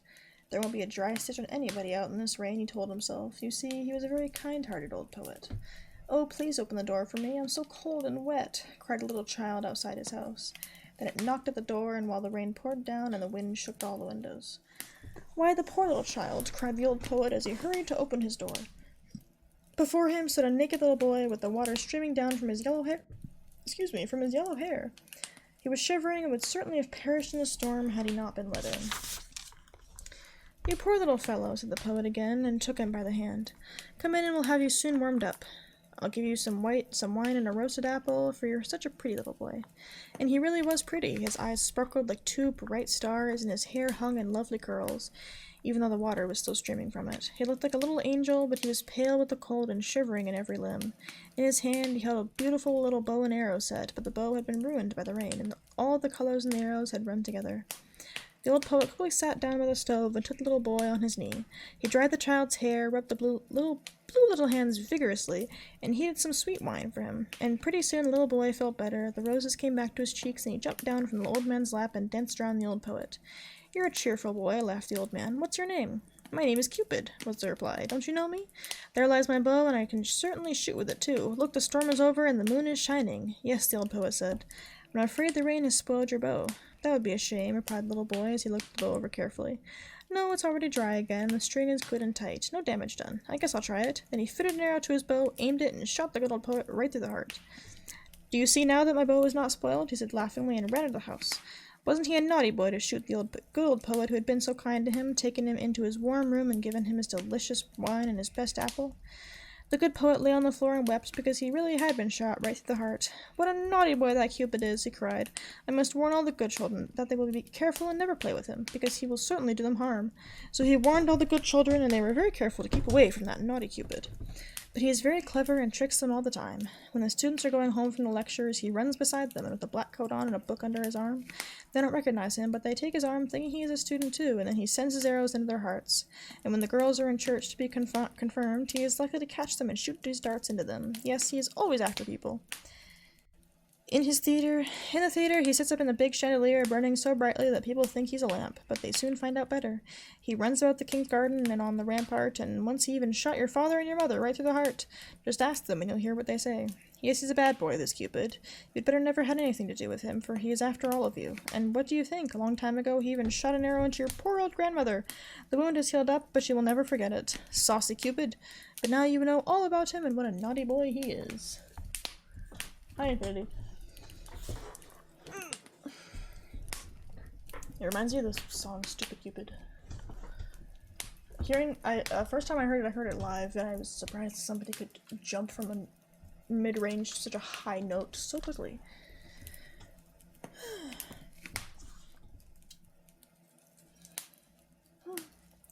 God. I need to go see a chiropractor. I haven't got chiropractor money. I haven't got money at all. I think I'm gonna have to pull money out of my savings. But alas, that's what it's for. That's what it's for. God. Okay. Let us move into The Traveling Companion from 1835. All of those books so far, except for the ones that were, like, unsure, have been from 1835. It feels like you're rushing it a bit when you're reading if that's what you were doing. I have a tendency to read very, very fast. I read really, really quickly whenever I'm doing anything on my own. Like, especially as a university student, you're taught to skim. So I flip through a book really, really quickly. Boss, slow down. No. Make me.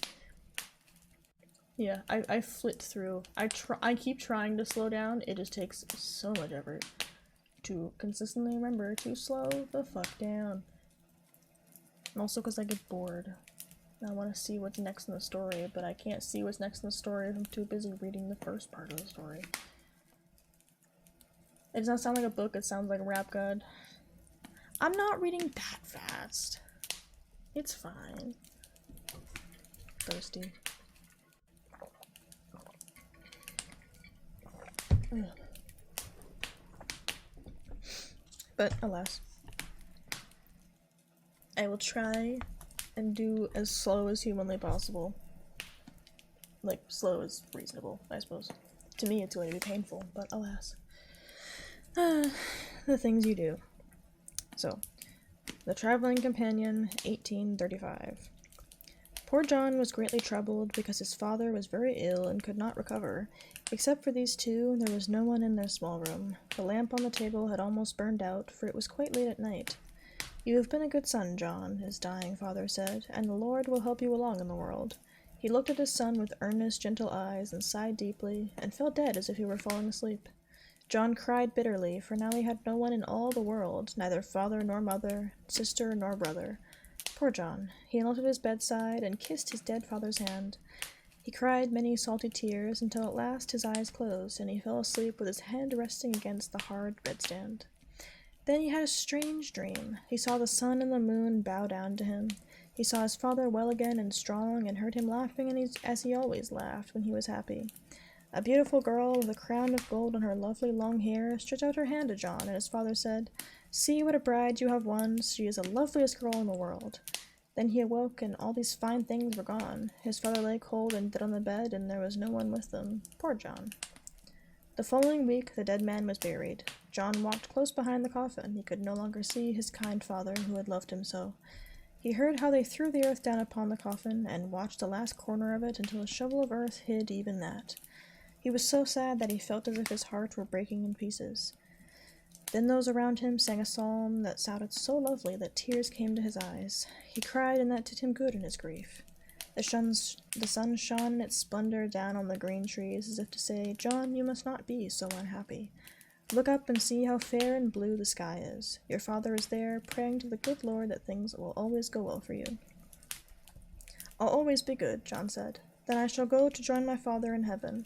How happy we shall be to see each other again! How much I shall have to tell him, and how much he will have to show me and teach me about the joys of heaven, just as he used to teach me here on earth. Oh, what joy that will be!"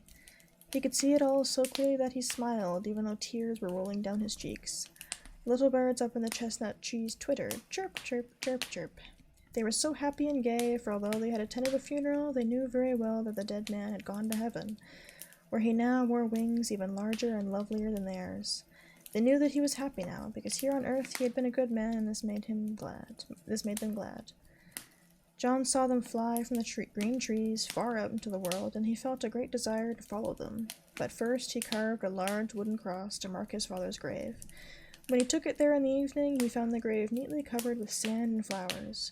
Strangers had done this, for they loved the good man, who now was dead. Early the next morning, John packed his little bundle and tucked his whole inheritance into a money belt.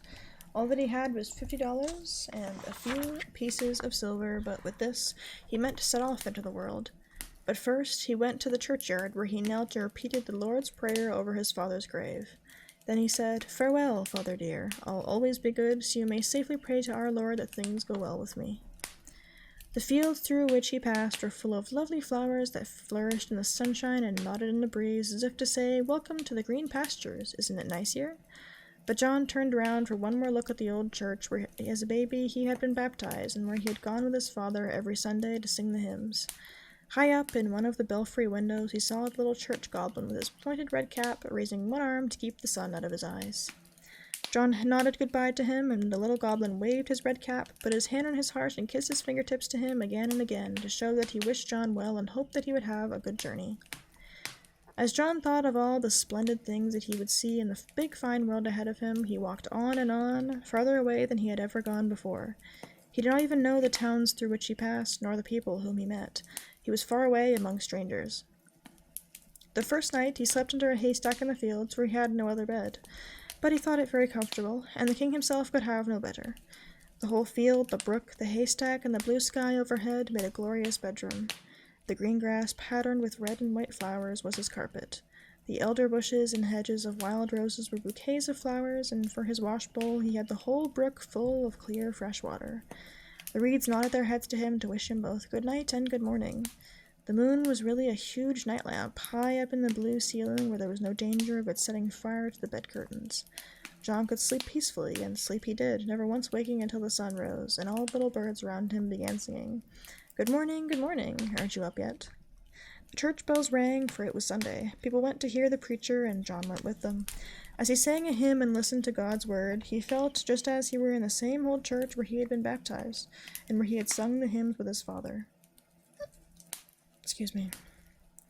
There were many, many graves in the churchyard, and some were overgrown with high grass. Then John thought of his own father's grave, and of how it too would come to look like these, now that he could no longer weed and tend it. So he knelt down to weed out the high grass. He straightened the wooden crosses that had fallen, and replaced the wreaths that the wind had blown in from the graves. Perhaps, he thought, someone will do the same for my father's grave, now that I cannot take care of it. Outside the churchyard gate stood an old beggar leaning on his crutch, and John gave him a few pieces of the silver that he had. Happy and high-spirited, John went further on, out into the wide world. Toward nightfall, the weather turned dreadfully stormy. John hurried along as fast as he could to find shelter, but it soon grew dark. At last he came to a little church that stood very lonely upon a hill. Fortunately, the door was ajar, and he slipped inside to stay until the storm abated. "I'll sit down here in the corner," he said, "for I am very tired and need a little rest." So he sat down, put his hands together, and said his evening prayer. Before he knew it, he was fast asleep and dreaming while it thundered and lightened outside. When he woke up, it was midnight. The storm had passed, and the moon shone upon him through the window. In the middle of the church stood an open coffin, and in it lay a dead man awaiting burial. John was not at all frightened. His conscience was clear, and he was sure that the dead do not harm anyone. It is the living who do harm, and two such harmful living men stood beside the dead one, who had been put here in the church until he could be buried. They had a vile scheme to keep him from resting quietly in his coffin. They intended to throw his body out of the church, the helpless man's dead body. Why do you want to do such a thing? John asked. It is a sin and a shame. In heaven's name, let the man rest. Stuff and nonsense, the two evil men exclaimed. He cheated us. He owed us money that he could not pay, and now he has cheated us by dying. We shall not get a penny of it. So we intend to revenge ourselves. Like a dog, he shall lie outside of the church door. I have only $50, John cried. It is my whole inheritance, but I'll give it to you gladly if you will solemnly promise that the poor dead man rest in peace. I can do without money. I have my healthy, strong arms, and heaven will always help me. Why, certainly, the villainous fellows agreed. If you are willing to pay his debt, you won't lay a hand on him. You can count on that. They took the money and he gave them, and went away, roaring with laughter at his simplicity. John laid the body straight again in its coffin, folded its hands, and took his leave. He went away through the great forest, very well pleased. All around him, wherever moonlight fell between the trees, he saw little elves playing merrily. They weren't disturbed when he came along, because they knew he was a good and innocent fellow. It is only the wicked people who are never allowed to see the elves. Some of the elves were no taller than your finger, and their long yellow hair was done up with golden combs. 2 by 2, they seesawed on the big raindrops, which lay thick on the leaves and tall grass. Sometimes a drop rolled from under them, and then they tumbled down in between the grass blades. Little mannikins would laugh and make a great to-do about it, for it was a very funny sight. They sang, and John knew all the pretty little songs which had been taught to him when he was just a small boy. Big spotted spiders wearing silver crowns were kept busy spinning long bridges and palaces from one bush to another, and as the tiny dewdrops formed on these webs, they sparkled like glass in the moonlight. All this went on until sunrise, when the little elves hid in the buds of flowers, and the wind struck the bridges and palaces, which were swept away like the cobwebs. John had just come out of the forest, and when behind him a man's strong voice called out, "Ho there, comrade! Where are you bound?" "I'm bound for the wide world," John told him. "I have neither father nor mother. I am a poor boy, but I am sure the Lord will look after me." "I am off to the wide world too," the stranger said. "Shall we keep each other company?" "Yes, indeed," John replied, so they strode along together. They got to like each other very much, both of them were kindly, but John soon found that he was not nearly so wise as the stranger, who had seen most of the world and knew how to tell about almost everything. The sun was high in the heavens when they came down under a big tree to eat their breakfast. Just then an old woman came hobbling along. Oh, she was so old that she was bent almost double and walked with a crutch. On her back was a load of firewood she had gotten from the forest. Her apron was tied up, and John could see these big bunches of fern fronds and willow switches sticking out. As she came near these two travelers, her foot slipped. She fell down and screamed aloud, for the poor old woman had broken her leg. John suggested they carry the woman to her home right away, but the stranger opened up his knapsack and took out a little jar of salve, which he said would mend her leg completely in at once, so she could walk straight home as well as if her leg had never broken. But in return, he asked for 3 bunches of switches that she carried in her purse. "That's a very high price," the old woman dubiously nodded her head. She did not want to get out the switches, but it was not very pleasant to lie there with a broken leg, so she let him have the 3 bunches. No sooner had he rubbed her with the salve than the old woman got to her feet and walked off much better than she had come. All this the salve could do. Obviously, it was not some sort of thing you can buy from the apothecary. "What on earth do you want with those bunches of switches?" John asked his companion. "Oh, they are 3 nice bundles of herbs. They just happened to strike my fancy because I'm an odd sort of fellow." When they had gone on for quite a distance, John remarked, "See how dark the sky has grown? These are dreadfully dense clouds." "No," his comrade said. "These are not clouds, they are mountains. Splendid high mountains where you can get clear above the clouds into perfectly fresh air. It is glorious, believe me. Tomorrow we shall certainly be far up in the world." But they were not so near as they seemed to be. It took a whole day to reach the mountains, where the dark forest rose high up into the skies, and where the boulders were almost as large as a whole town.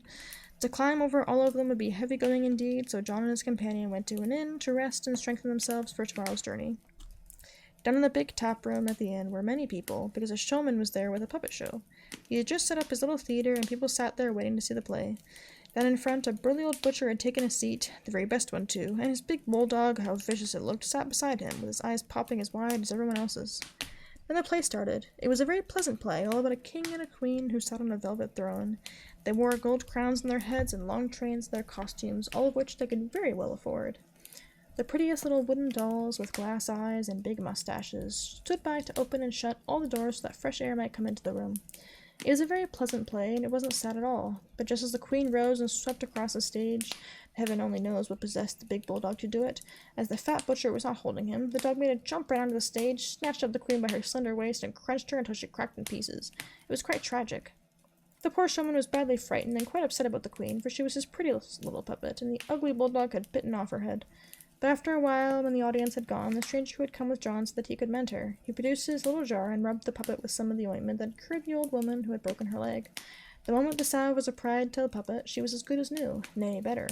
She could even move by herself, and there was no longer any need to pull her strings.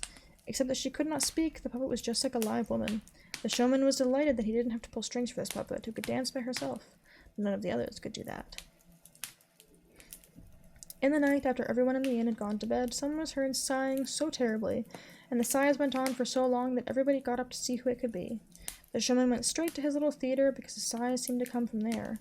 All the wooden puppets were in a heap, with the king and his attendants mixed together, and it was they who sighed so profoundly. They looked just so pleading with their big glass eyes, and all of them wanted to be rubbed a little, just as the queen had been, so that they too be able to move by themselves. The queen went down on her knees and held out her lovely golden crown, as if to say, "Take even this from me, if you will only rub my king and his courtiers." The poor showman felt so sorry for them that he could not keep back his tears. Immediately he promised the traveling companion to give him all the money he would take in at the next performance, if he would only anoint 4 or 5 of the nicest puppets. But the traveling companion said he would not take any payment, except the big sword that hung at the showman's side. On receiving it, he anointed 6 of the puppets, who began to dance so well all the girls, the real live girls who were watching, began to dance too. The coachman danced with the cook, the waiter with the chambermaid, all the guests joined the dance, and the shovel and tongs did too, but these fell down as soon as they took their first step. It was a lively night indeed. Next morning, John and his companions set off up the lofty mountainside and through the vast pine forests. They climbed so high that at last the church towers down below looked like little red berries among all that greenery. They could see in the distance, many and many a mile away, places where neither of them had ever been. Never before had John seen so many of the glories of this lovely world at once. The sun shone bright in the clear blue air, and along the mountainside he could also hear the hunters sounding their horns. It was all so fair and sweet that tears came into his eyes, and he could not help crying out, "Almighty God, I could kiss your footsteps in thankfulness for all the splendors that you have given us in this world."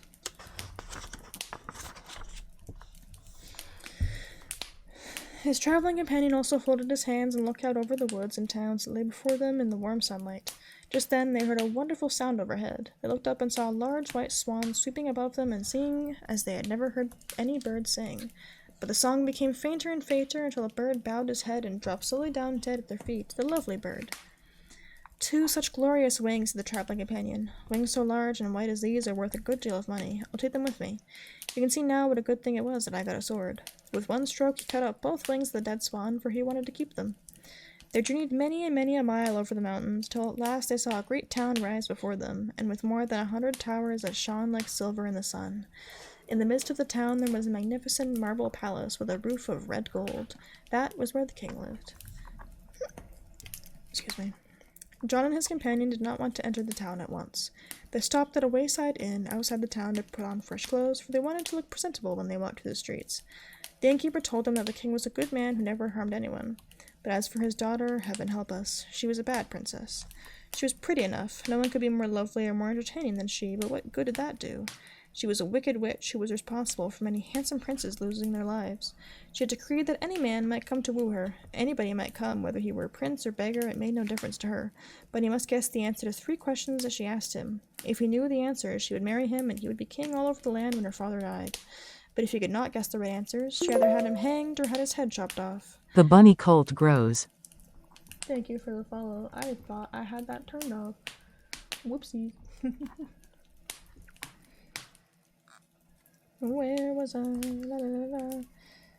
That was how bad and wicked the beautiful princess was. The old king, her father, was terribly distressed about it, but he could not keep her from being so wicked, because he had once told her that he would never concern himself with her suitors. She could do as she liked with them. Whenever a prince had come to win the princess's hand by making 3 guesses, he had failed.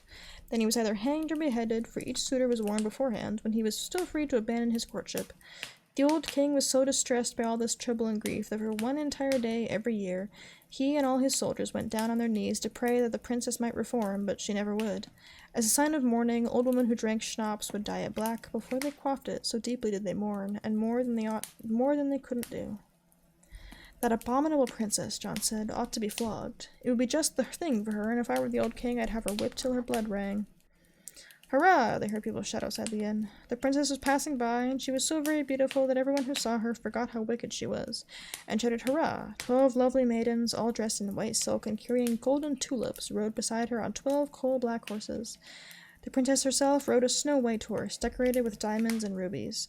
Her riding costume was of pure gold, and the whip that she carried looked like a ray of sunlight. The gold crown on her head twinkled with the stars of the heavens, and her cloak was made from thousands of bright butterfly wings. But she herself was far lovelier than all these things. When John first set eyes on her, his face turned red as blood, and he could hardly speak a single word. The princess was the living image of the lovely girl with the golden crown, of whom he had dreamed on the night when his father died. He found the princess so fair that he could not help falling in love with her. Surely, he thought, it can't be true that she is a wicked witch who has people be hanged or beheaded when they can't guess what she asks them. Anyone at all may ask for her hand, even though he is the poorest beggar, so I really will go to the palace, for I cannot help doing it. Everyone told him he ought not to try it, lest he meet with the same fate that had befallen the others. His traveling companion also tried to persuade him not to go, but John felt sure he would succeed. He brushed his shoes and his coat, washed his face and his hands, and combed his handsome blonde hair. Then, all alone, he went through the town to the palace. "Come in," the old king said, when John came knocking at his door. As John opened it, the old king advanced to meet him, wearing a dressing gown and a pair of embroidered slippers. He had his crown on his head, his scepter in one hand, and his orb in the other. "Just a minute," he said, tucking the orb under his arm, so that he could offer a hand to John. But the moment he heard that John had come as a suitor, he fell to sobbing so hard that both the orb and the scepter dropped to the floor, and he had to use his dressing gown to wipe his eyes. The poor old king. "Don't try it," he said. "You will fare badly like all the others. Come, let me show them to you." There he led John into the princess's pleasure garden, where he saw a fearful thing. From every tree hung 3 or 4 kings' sons who had been suitors of the princesses, but had not been able to answer the questions she put to them. The skeletons rattled so in every breeze they terrified little birds who had never dared come into the garden. All the flowers were tied to human bones, and human skulls grinned up from every flower pot. What a charming garden for a princess! "There," said the old king. "You see, it will happen to you as it happened to all those you see here. Please don't try it. It would make me awfully unhappy, for I take these things deeply to heart." John kissed the good old king's hand and said he was sure everything would go well, for he was infatuated with the princess's beauty.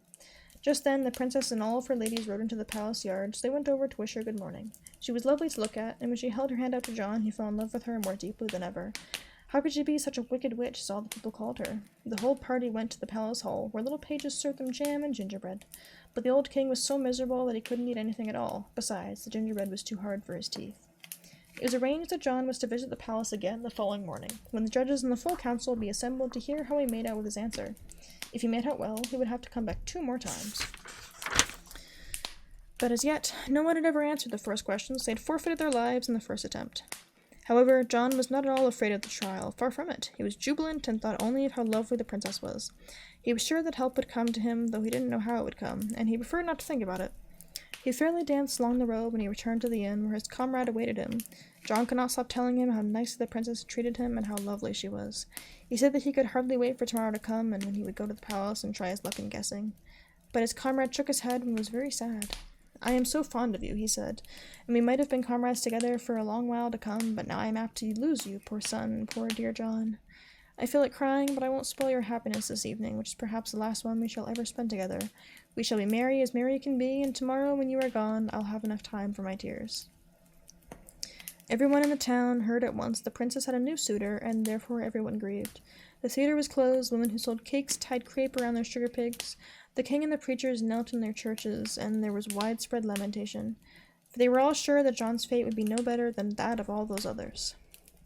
Late in the evening, the traveling companion made a large bowl of punch and said to John, "Now we must be merry and drink to the health of the princess." But when John had drunk 2 glasses of the punch, he felt so sleepy that he couldn't hold his eyes open, and he fell sound asleep.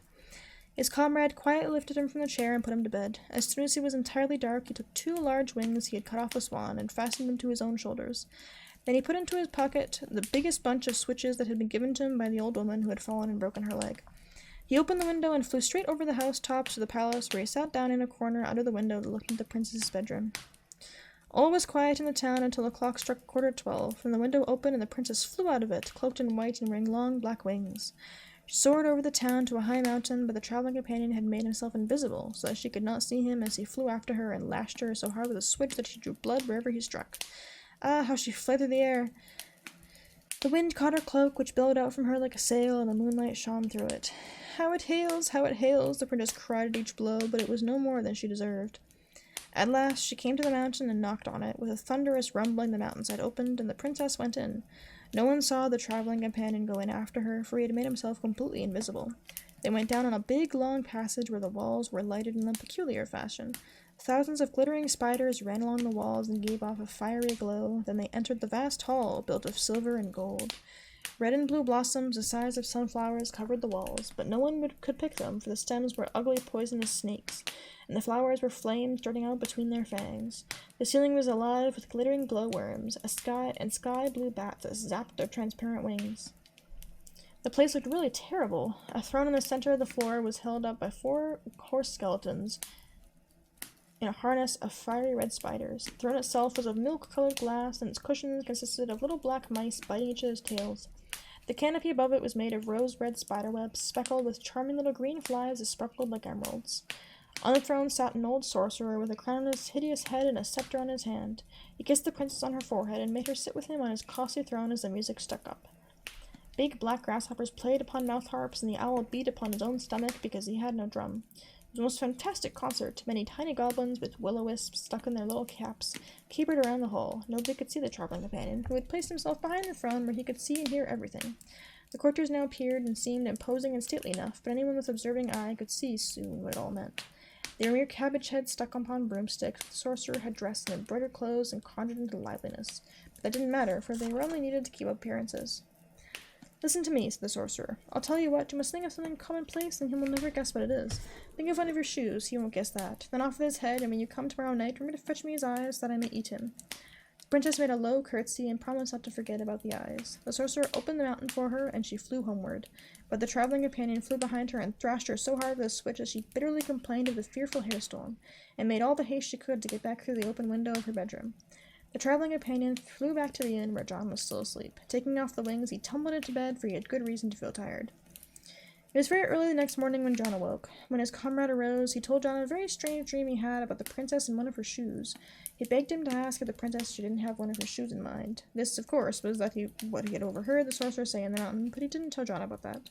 He merely told him to be sure to guess the princess had her shoe in mind. I may as well ask about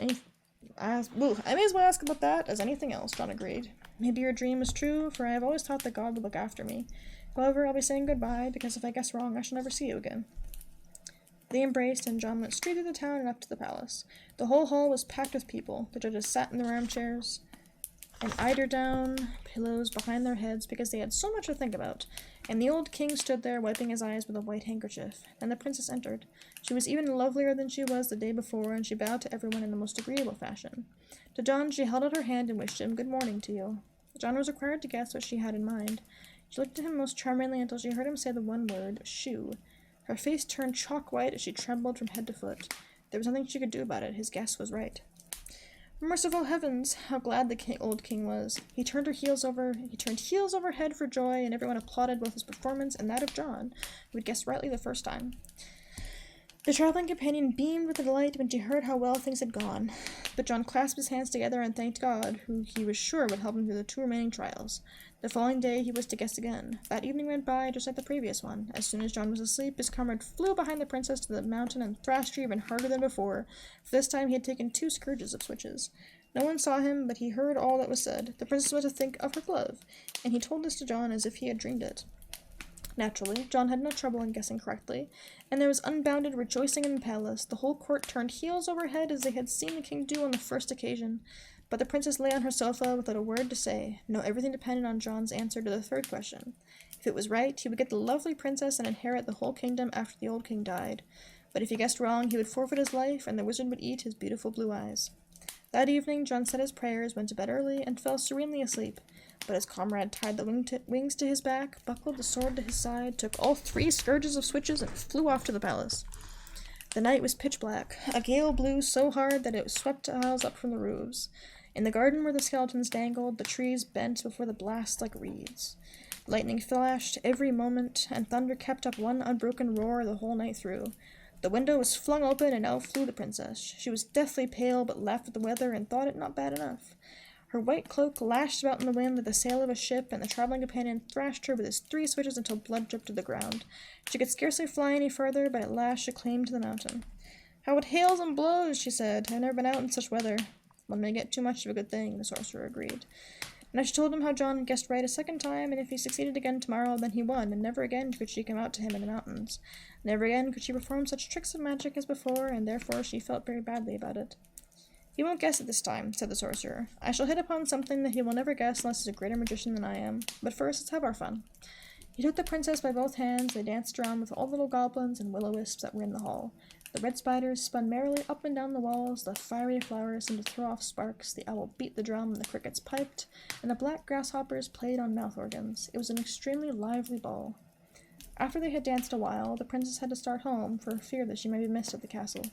The sorcerer said he would go with her, to enjoy that much more of her company. Away they flew through the storm, and the traveling companion wore out all 3 scourges on their backs. Never had the sorcerer felt such a hailstorm. As he said goodbye to the princess outside the palace, he whispered to her, "Think of my head."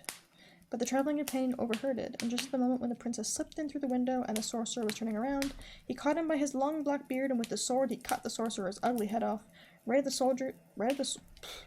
the shoulders, that the sorcerer himself didn't even see it. He threw the body into the sea for the fishes to eat, but the head he only dipped in the water, wrapped it in his silk handkerchief, and took it back to the inn where he lay down to sleep. Next morning he gave John the handkerchief, but told him not to open it until the princess asked him to guess what she had thought about. The hall was so full of people, they were packed together as closely as radishes tied together in a bundle. The judges sat there in their chairs with soft pillows. The old king has put on his new clothes, and his crown and his scepter had been polished to look their best. But the princess was deathly pale. She wore black, as if she were attending a funeral. "Of what have I thought?" she asked John. He had once untied the handkerchief, and was quite frightened himself when he saw the sorcerer's hideous head roll out of it. Everyone there shuddered at this terrible sight, but the princess sat like stone without a word to say. Finally she got up and gave John her hand, for his guess was good. She looked no one in the face but sighed and said, "You are my master now. Our wedding will be held this evening." "I like that," the old king shouted. "This is as things should be." All the people shouted hurrah! The military band played in the streets, the bells rang out, and the cake women took the crepe off their sugar pigs, now that everyone was celebrating. 3 entire oxen stuffed with ducks and chickens were roasted whole in the center of the market square, and everyone could cut himself a piece of them. The fountains spurted up the best of wine. Whoever bought a penny bun at the bakery got 6 large buns thrown in for good measure, and all the buns had raisins in them. I look away for 2 seconds. That evening, the entire town was illuminated. The soldiers fired their cannons, and the boys set off firecrackers. At the palace, there was eating and drinking, dancing, and the clinking of glasses. All the lordly gentlemen, all the lovely ladies danced together. For a long way off, you could hear them sing, "Here are many pretty girls, and don't they love to dance? See them hop and swing around whenever they have a chance. Dance, a pretty maid, anew till the sole flies off your shoe." But the princess was still a witch, and she had no love for John at all. His comrade kept this in mind, and gave him 3 feathers from the swan's wings, and a little bottle with a few drops of liquid in it. He said that John must put a large tub of water beside the princess's bed, and just as he was about to get in bed, he must give her a little push so that she would tumble into the tub. There he must dip her 3 times after he had thrown the feathers and the drops of liquid into the water. That would free her from the spell of sorcery and make her love him dearly. John did everything his companion had advised him to do, though the princess shrieked as he dipped her into the water, and struggled as he held her in the shape of a large black swan with flashing eyes. The second time, she came out of the water as a swan entirely white except for a black ring around its neck. John prayed hard, and as he forced the bird under the water once more, it changed into the beautiful princess. She was fairer than ever, and she thanked him with tears in her beautiful eyes for having set her free from the old sorcerer's spell. In the morning, the old king came with all his court, and congratulations lasted all through the day. Last of all came John's traveling companion. He had a stick in his hand and a knapsack on his back. John embraced him time and time again, and said that he must not leave them. He must stay here with John, who owed all his happiness to him. But the traveling companion shook his head. Gently and kindly he said, "No, my time is up. I have done no more than pay my debt to you. Do you remember the dead man whom the wicked man wanted to harm? You gave all that you had so that he might rest in his grave. I am that dead man." And so at once he disappeared. The wedding celebration lasted a whole month. John and his princess loved each other dearly, and the old king lived on for many a happy day to let their little children ride astride his knee and play with the scepter. But it was John who was king over all the land. That was long. That was 40 minutes. I looked up. I started reading. I looked away when it was 7:15. I look up. It is 7:55. Oh, I can feel my eyes. Crack. I think that is a good place to stop.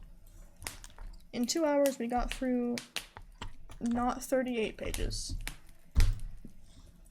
That was incredibly slow, but I will take it. Because I am tired. Thump.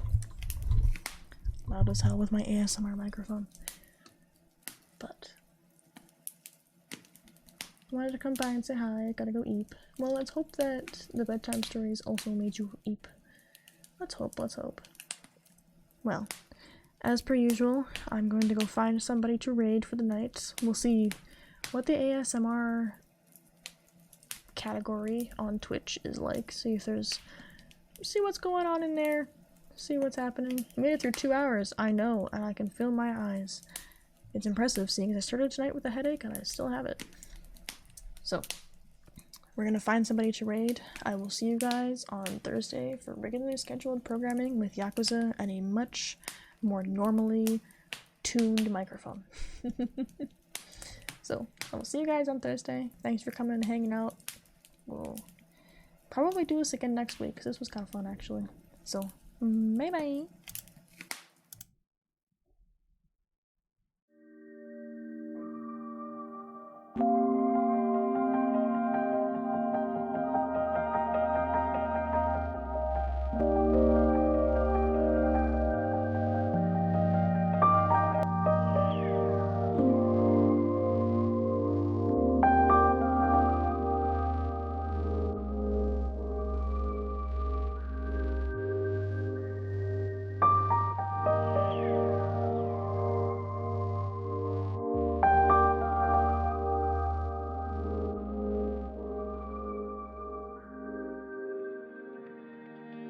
Heating up. What a way, what a way to see the world. Be you, see